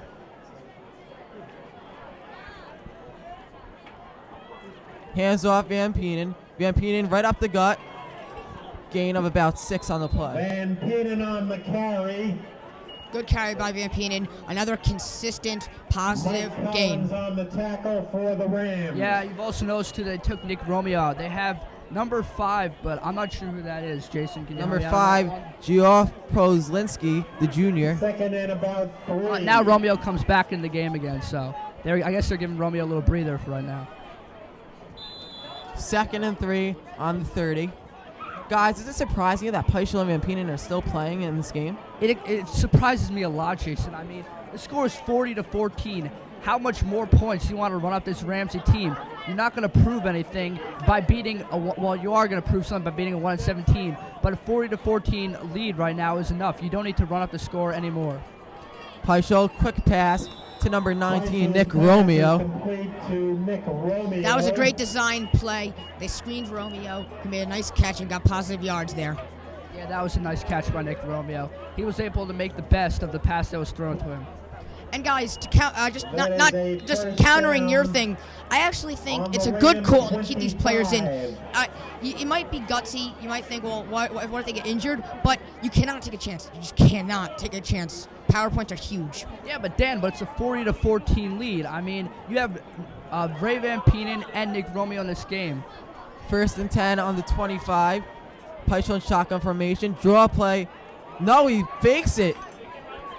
And he takes it himself, and he's mauled by the Ramsey defenseman.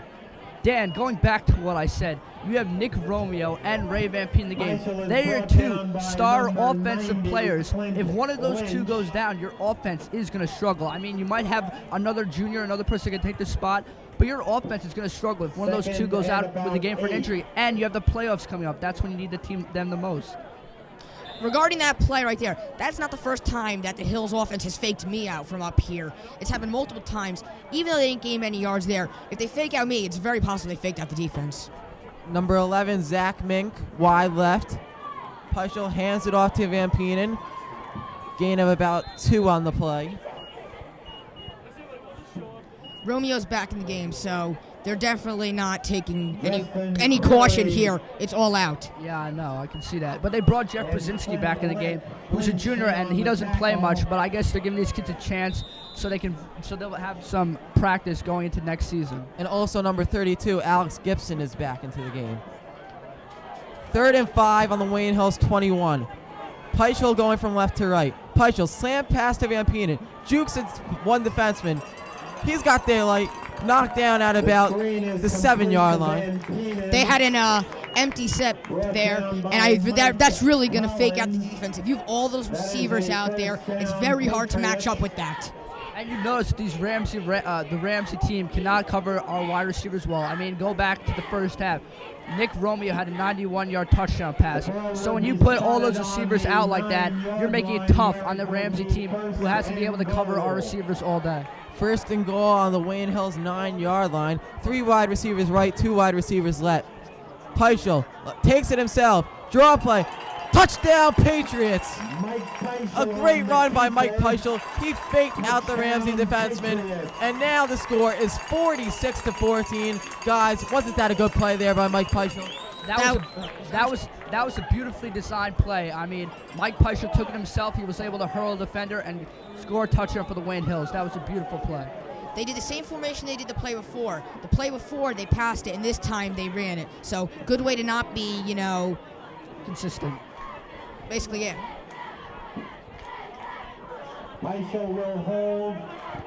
Peichel will hold for Scott Iowa Schultz here. The kick is up. And straight through the uprights. And now the score is 47-14 with 6 minutes and 8 seconds left here in the 3rd quarter. And guys, as we're at a break, let me talk about next week. November 11th, the Wayne Hills Patriots will face the Teaneck Highwaymen in a rematch of last year's first round of the playoffs. Guys, is that surprising to you?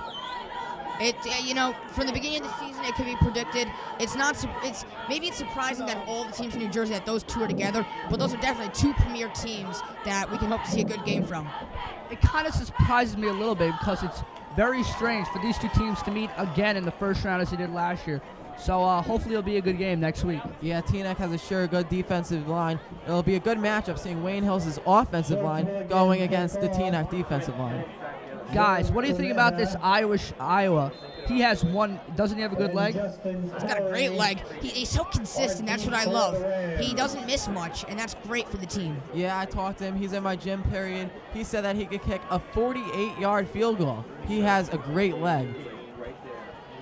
Scott Schultz, a.k.a. Iowa, to kick off. 2 receivers in the backfield for Ramsey. High over-end kick. And he fumbles it, but he recovers it. And he is soon tackled down by 3 Wayne Hills defensemen. The special teams for Wayne Hills has been great today. That's the 2nd time that they've just completely dominated on the kickoff. This team is not the Ramsey Rams. I don't think they're going to ever get past the 30 on a kickoff. Guys, going back to Iowa, you notice when he kicks field goals and extra points, he doesn't line up like most of the kickers who go back and then go to the left. He kicks it straight on. He sure does, Parker. And that's great for a kicker, especially on the kickoffs. What happens is he gets a lot more end-over-end rotation, and that's what you saw there. It's very hard to catch that ball. 1st and 10 on the Ramsey 16-yard line. Fanning in the shotgun formation. Fanning hands it off to Dan Gigante. Gain of about 2 on the play. Nothing doing there for the Ramsey Rams. They've tried running it up the middle the whole game, and they're just getting stuffed by the Wayne Hills Patriots defense. Yeah, our Wayne Hills Patriots defense swarms the ball, and they always attack the ball carriers to keep them from gaining a lot of yards. 2nd and 8 now on the Ramsey 18. 2 wide receivers right, One wide receiver left. Fanning under center. Man in motion. Fanning, quick handoff to number 10, Michael Collins. No gain on the play. And once again, there's that Wayne Hills defense swarming to the ball and keeping the Ramsey team from gaining positive yards. Kind of interesting motion there by number 10, Michael Collins. That wasn't your typical lateral right behind the line running across. He was behind the quarterback and just kind of in no man's land, maybe trying to be a decoy or something. Yeah, he sure was, Dan. 3rd and 9 on the Ramsey 18. The Wayne Hills defense has been surely tightened up in the second half. Ramsey Rams taking a long time in that huddle, trying to plan up a really good play to convert this 3rd and 9. Going back to that play you're talking about, Dan, with Michael Collins when he went out, I think they were also trying to set up a screen. 3 wide receivers right. Fanning in shotgun formation. Fanning throws it to the air, and it is complete to number 13, Charles Davis. Fanning's pass is complete. A gain of about 22 on the play. That was a good completion. You can't blame the coverage there. When that ball is stitched perfectly into the hands of the wide receiver, it's not that bad a play. Good coverage there by Omar Rodriguez. That was a good play by the wide receiver. He was able to get in front of the quarterback and keep the cornerback from getting a pick, and for him getting the catch and getting a lot of yards. Yeah, that was my mistake there. It was actually number 83, Chris Rainey, on the completion. Good play there. It'll be 1st and 10 on the Ramsey 47. Fanning once again going from the shotgun formation. 2 wide receivers left, 1 wide receiver right. Fanning looking deep, and it overthrows it. Fanning's pass intended for Damian McCarthy on the play. He overthrew his receiver there. Didn't give his wide receiver enough time to get where he threw that ball. Seems like he might have rushed it a little bit. Yeah, he overthrew the wide receiver a little bit. If that had been on target, that would have been a nice pass and maybe could have gone the distance. Yeah, he sure would have. 2nd and 10 on the Ramsey 43.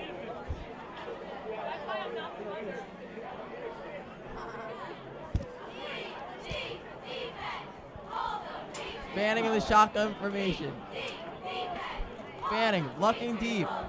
He's got a man on the sidelines, number 83, Chris Rainey, down at about the 39-yard line.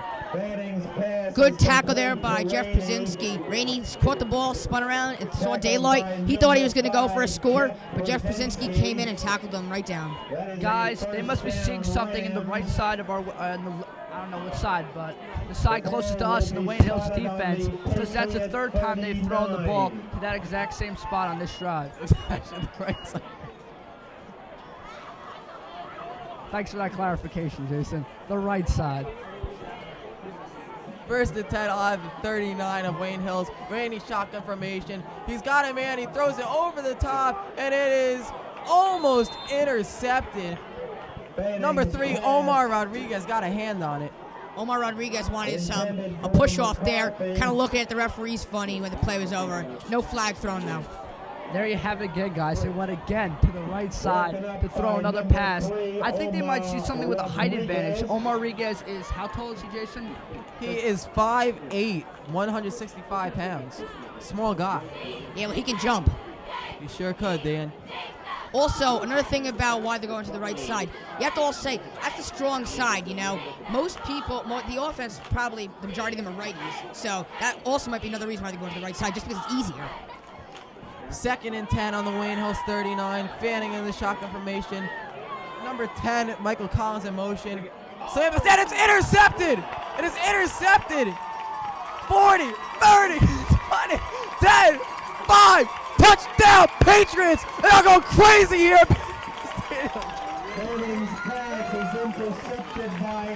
Adam Fitzpatrick on the interception! That was a great play, great interception there by Adam Fitzpatrick. That ball was intended for Mike Collins. He was not looking, and Adam Fitzpatrick said, I'm just going to take this ball and run it for a touchdown. Guys, great that play. Was a beautiful pick, and it was kind of loud over here, but that's because he's got his fan base sitting right next to him. Sure is electric here. I love it. I love it. I love it. 2 weeks ago when we were here, Adam Fitzpatrick had a great interception. Another great interception by here today.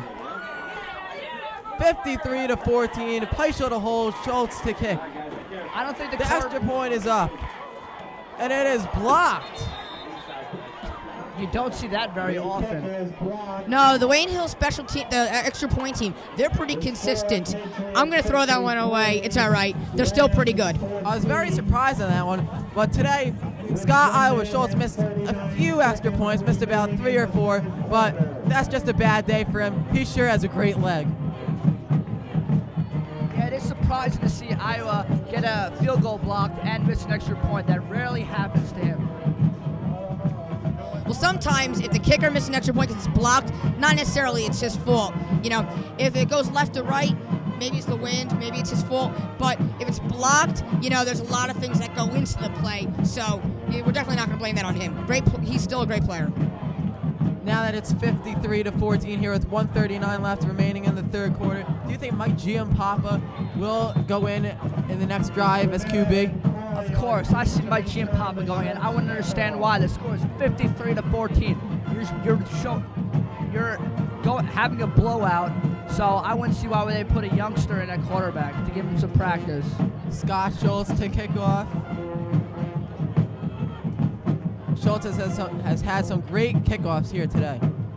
The kick is a high booming kick to about the 2-yard line of Ramsey. The Ramsey will turn it up to the 20-yard line and is tackled. Corey on the kickoff return. Notice on that kickoff return, he was really trying to make the catch because in high school football, once you're in the end zone, they blow the whistle on to touchback. So he was on his tippy toes. He wanted that return. Yeah, also going too, if you guys noticed, Iowa came down the field and took part in making that tackle. The kicker took part in making a part of that tackle. Yeah, Scott Schultz showed his devotion there and his hustle, and he tackled down Justin Corey of the Ramsey Rams. That's great work ethic. Coach Olson loves to see that. Yeah, Coach Olson, he works his kids hard, practices day in and day out, and I can't wait to see his squad in the playoffs. 1st and 10 on the Ramsey 20-yard line. Timeout. Ramsey. Number 69 for Wayne Hills. Bowen Jones, the sophomore, is now coming into the game. Ramsey's just taking a timeout. Ladies and Jason? gentlemen, we have some further news from the girls soccer front. Let's go to our PA announcer right here. At 2 p.m. on Monday,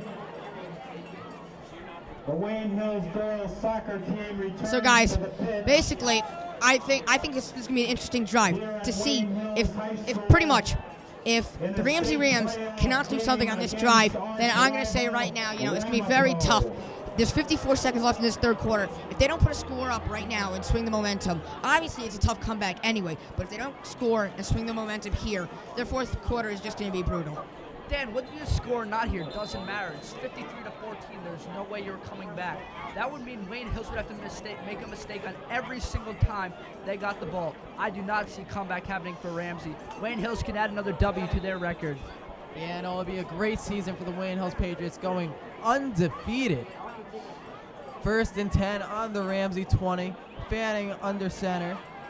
2 wide receivers left, 1 wide receiver right. Fanning hands it off to Michael Collins, slips a couple tackles, gain of about 4 on the play.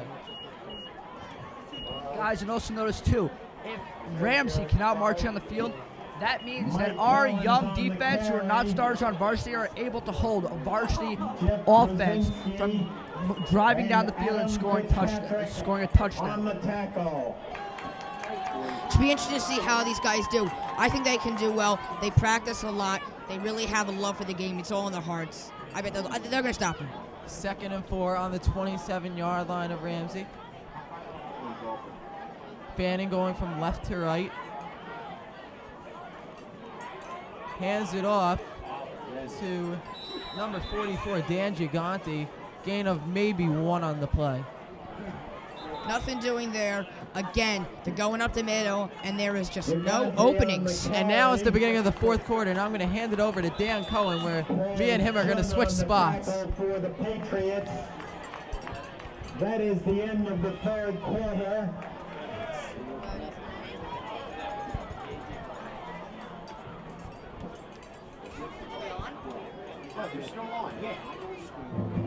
Hi, everybody. Welcome back. Thank you, Jason. Did a great job in your play-by-play debut, and now it's time for my play-by-play debut.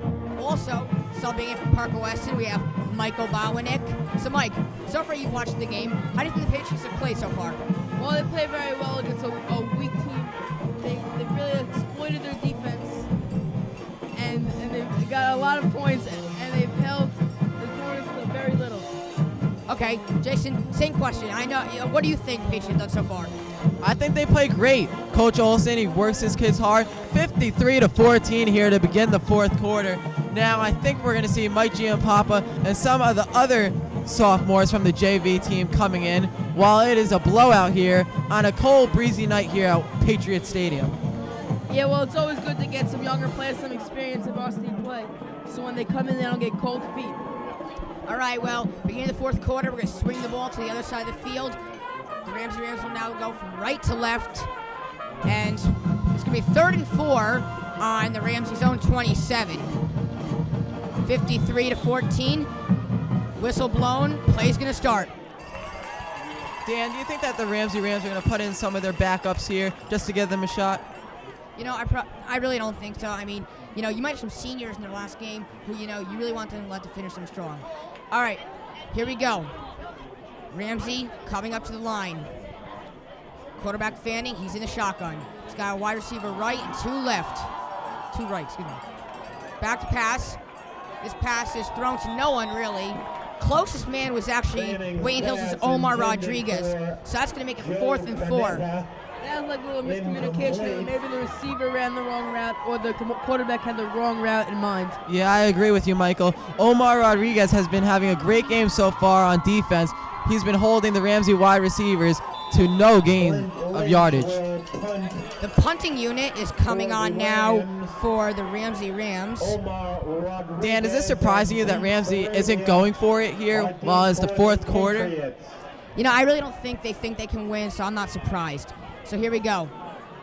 Sarabia and Rodriguez are back to return this punt. The punt is kind of short, slow rotation, and Wayne Hills is not going to pick it up. Number 39. Looked like he didn't really kind of shanked that one. Good word, I like that word. So here we go. Wayne Hills, their offense is now going to start. Mike Peischel still in the game. So, you know, does it surprise you, Jason? I don't think it's surprising. I think they're getting Peischel ready for next week when the Patriots play the Teaneck Highwaymen at Patriot Stadium. Excuse me, actually, Mike Giampapa is actually checking into the game. Peischel is not starting this drive. I'm sorry for that mistake. Clock is running, 11-10, 1st and 10 on their own 44. Wayne Hills is ready. Giampapa's first play of the game. He's under center. Shots back to pass, quick throw, and that one is not going to be caught by number 26, Salim Sabah. Yeah, you don't see that too often there by Salim Sabah. Getting his chance here. It's going to be 2nd and 10 on the Patriots' own 44. Giampapa getting the play from Olsen, going back into huddle, telling his guys to play. Stepping up to the line. And play is called dead. We've got a timeout from Ramsey here. Why do you guys think they called this timeout? Because I really don't know. I do not know, Mike. Do you? They may have seen something they didn't like in the offense, either that or the coach wanted to go over something, maybe help some of the players develop for a later game. Well, in this timeout, Jason would love to give us his game alumni report. So let's listen on this. All right, thank you, Dan. For our alumni report today, Greg Olsen looks to have another big game tonight, while the number-ranked Miami Hurricanes battle the number 3-ranked Virginia Tech, and Greg is currently leading his team in receiving yards with 24 receptions for 348 yards. We also want to wish Kyle Kavanaugh the best of luck with his current injury. Kyle started off the season playing great, and unfortunately tore his meniscus, leading to season-ending surgery. Thank you, Jason. Back to play, 2nd and 10 on the Patriots' 44. Giampapa's under center. He's got one wide receiver split left. handoff is number 20, Dan DeSico, and he's taken down for maybe a 2-yard loss on that play. On the carry. Are you a pro sports fan? Then watch the 30-minute drill with David Suntup, Ryan Dubin, Andrew Axman, Andrew Gayo, Alan Bernstein, Tom Gallo, Matt Taylor, Matt Green, Wesley Till, Chad Cutler, and Sean Quinn. Check channel 77 frequently for local listeners. That's a really good show. A lot of people on that show are very insightful and know what they're talking about. Thank you, Mike. Well, it's 3rd and 11 for the Patriots on their own 44. Jim Papa's under center. He's got one wide receiver left and one right. Play fake. He's rolling to his right, left. Hands it to 34, Mike Massoud, who's taking it up the field. Strong received by Mike Massoud. Yeah, Mike Massoud, he's got soft hands. The junior, he's a fullback. I believe that's Mike Massoud's first reception of the game. Great play, you know. It's not easy to, just come into the game cold and make a great play like that. So he really moved there. Great play. A big part of that play was a great block by Devin Dreyer. He allowed Massoud to get open and run downfield. That one's handed off to Dan DeSico, who moves the entire pile up for maybe 9 yards. Speaking of Dan DeSico, he's been actually getting a lot of playing time this year. Coming into the game, he's 3rd in the team in rushing leaders with 125 yards. Yeah, look for DeSico and also Carlton Morrison to help Ravian Pena next year with the running load. Yeah, Carlton's dad is one of the coaches for the New York Jets. He's a football guru. Okay, well, it's going to be 2nd and 2 on the Ramsey 20-yard line. 2 wide receivers right, I formation behind Peichel. Peichel drops back to pass. This one's thrown over to Salim Sabah, who makes the catch and is taken down. I don't know if they got the first down there. It's going to be close. We'll see what they do. Yeah, and they are moving the chains, so that will be a first down. Yeah, he definitely got it there. He pushed himself forward to get the first down. That was very strong play. It took 3 defenders to bring him down that time. Yeah, very Salim good. Sabah, he's a tough guy. So now it's 1st and 10 on the 15. 1 wide receiver out right and 1 left. Hands it off to Dan DeSico, who takes to the right. Cut back, and he's gone. Touchdown, Patriots. Dan DeSico. And that's going to make it 59-14. Excellent run there by DeSico. He had blockers. He had numbers. He beat one man one-on-one, and he was gone from there. Yeah, Dan DeSico slipped a couple tackles, used his juking abilities, and got in there easily over the pylon for the touchdown. That was really a Marshall Faulk like juke right there. He let the defender go right by him and sprinted to the end zone. Interesting formation here. This is not Scott Schultz coming out for this kick. It's Nick Romeo, and Mike Peichel will hold. Something different here. We'll see how Nick does. Peichel with the hold, and Nick kicks it through the uprights. Great kick there from Nick Romeo. Nick Romeo, a good extra point. Nick Romeo, we know he's a great athlete. He plays defense. He's a great wide receiver on the offense. Been looking at some good colleges, and good extra point there for Nick Romeo. Dan, Jason, you guys know we can kick extra points? I didn't know until now. I'm very shocked here that Nick Romeo had a good extra point there. Hey guys, any questions, comments, or suggestions? Email the video club at WayneHillsTV@yahoo.com. Guys, I have a question for you. Do you think that Coach Olsen brought in Romeo because he was disappointed with Iowa's kicking extra points before? No, I don't think so. You know, Scott Iowa Schultz, he has a great leg. He's just having a bad day today. You know, he has a great leg. I just think since it's a blowout here that they wanted to put in Nick Romeo just in case Scott Iowa Schultz wouldn't get an injury. Guys, it appears he's hurt on the sidelines. He's laying down and the trainer's talking to him, holding the leg. This may be a cramp because that's what you use. The way she's looking at him right now, holding the leg up, looks like it might be a cramp. So that's the reason that he wasn't in there. Yeah, I was just talking about how Iowa was trying to prevent an injury, and indeed he does. It's a cold day here, and even my feet are a little cold here announcing. Now both feet are important on kicks. One foot's planting and one foot kicking. The foot that appears hurt, the leg that appears hurt, is his kicking leg. Well, into kick for the Patriots is number 51. That would be number 51, Luis Sanchez, the sophomore. That one's taken back at about the 10-yard line. Breaking tackles is Mike Collins, who's taken down at about the 32-yard line. A lot of action going on that kickoff return, but not much positive yards. Yeah, decent return there by Mike Collins. You have nothing to expect here from the Ramsey Rams. Adam Fitzpatrick, who just had a pick last defensive drive, making the tackle there on special teams, so he can play in all aspects of the game. That was a nice tackle by Fitzpatrick. Took a lot of strength to bring him down. He really had a lot of momentum. Time ticking down in this fourth quarter, 7:42 and counting. Fanning still in the game. He's ready. He's got 2 wide receivers to his left. Fanning. That one's given to his fullback, but he's nothing doing there, taken down in the backfield. So they're going to have to work harder on that if they're going to do anything there. It looked like he was tackled there by the sophomore, Dan Maskalason. He's a good student as well. He's in my French class. It's going to be 2nd and 12 on their own 29. 5 seconds to go. Hills is dominating this game. They're winning 60-14. Big touchdowns by Ray Van Penen, Nick Romeo, Dan DeSico. Everyone's in the show today. Fanning, he's under center. Ready? That's a toss to number 8, Chris Badaracco, and he's taken down for a loss also. There's not one positive play so far this drive for the Rams, and that's not looking good. Yes, Hills has a very tenacious defense, and they're showing it right here as they're dropping many plays for a loss. As we're at a stop here, I want to wish the best of luck to our fellow freshman, Brian Ogden, in a freshman football game. He tore his right ankle, his father told me, and he needed season-ending surgery. We hope Brian the best of luck. Yeah, that's really devastating. Hopefully he'll heal. Hopefully he'll be ready for basketball season also. 2 wide receivers out left. Fanning's under center. This one is handed off to number 8, Badaracco, who's taken down for another loss, this time by number 20, Dan DeSico. Wow, not one positive yard gain. So it's going to be 4th and 15, and the punting unit will come on for the Rams. Dan DeSico following the footsteps of his older brother, Pete DeSico, who played for this Wayne Hills football squad last year. Great running back.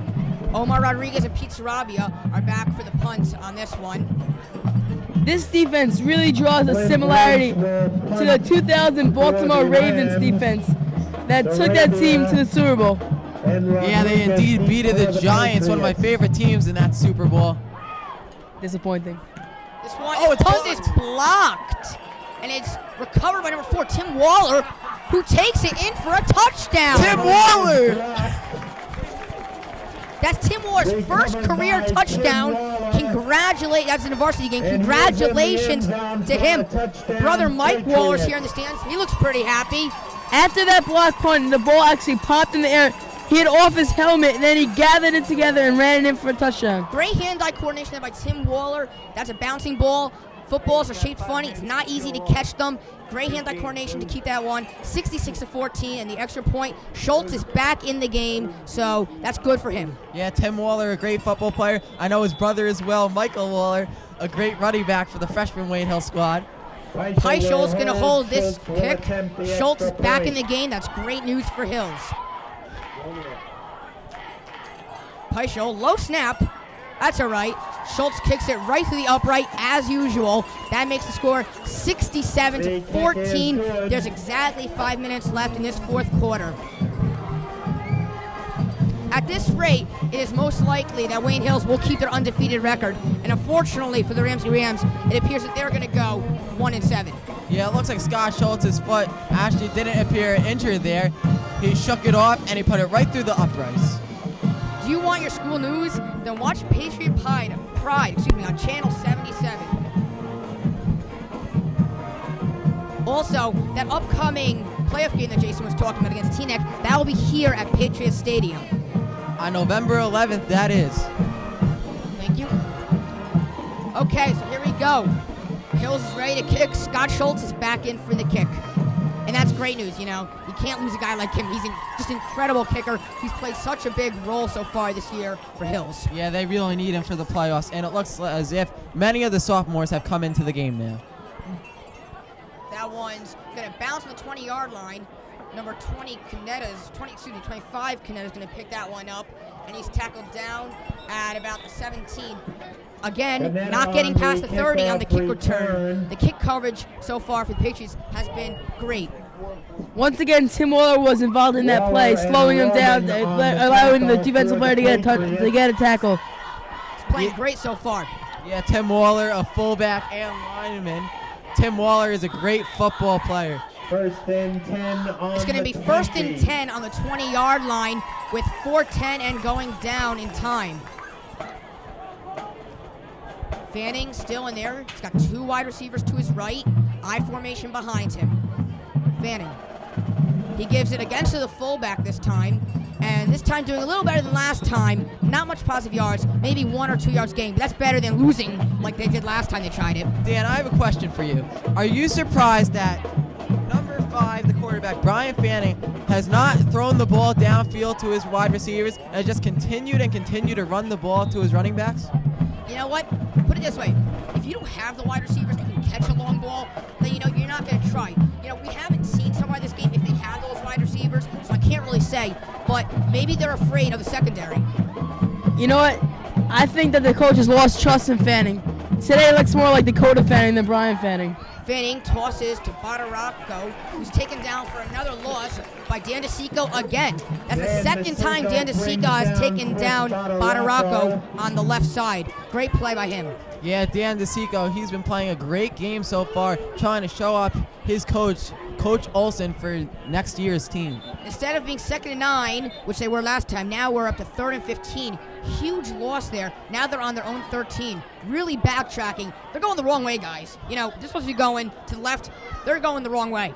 Yeah, they're on their own 13-yard line. Not very good for the Ramsey Rams.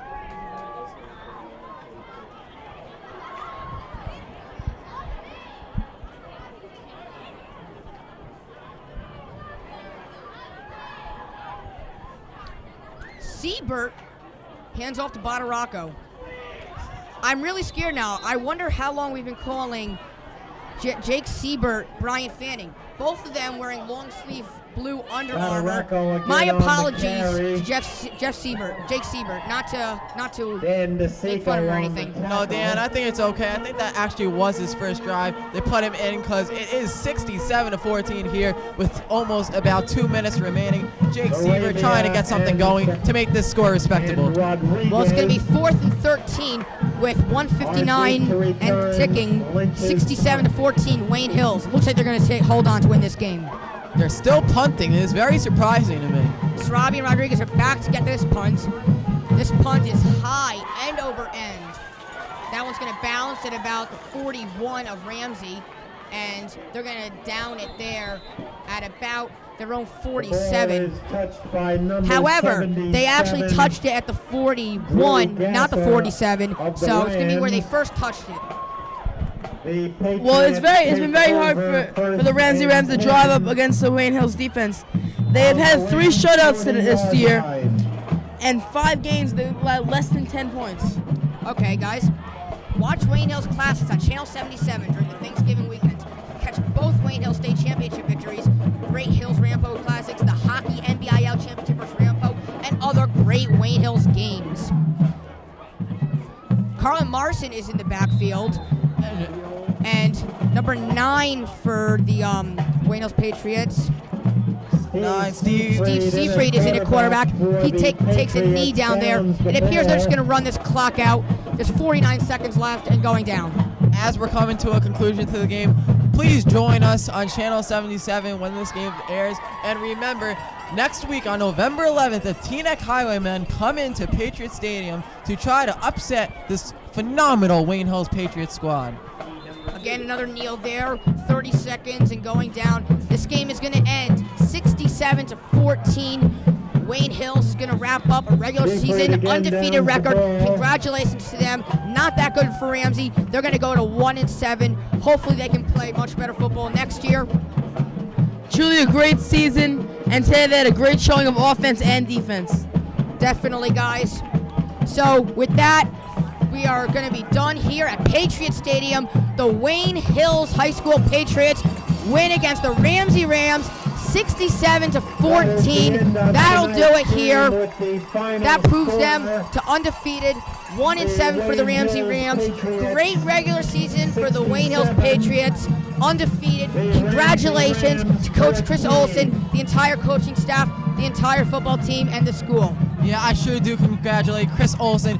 He worked his kids hard day in and day out from July. I know the kids on the football team. He worked them hard, going a perfect season. Wayne Hills Patriots, look for them to come up big this year in the 2005 NBIL Group 3 playoffs. This could be the year, my friends.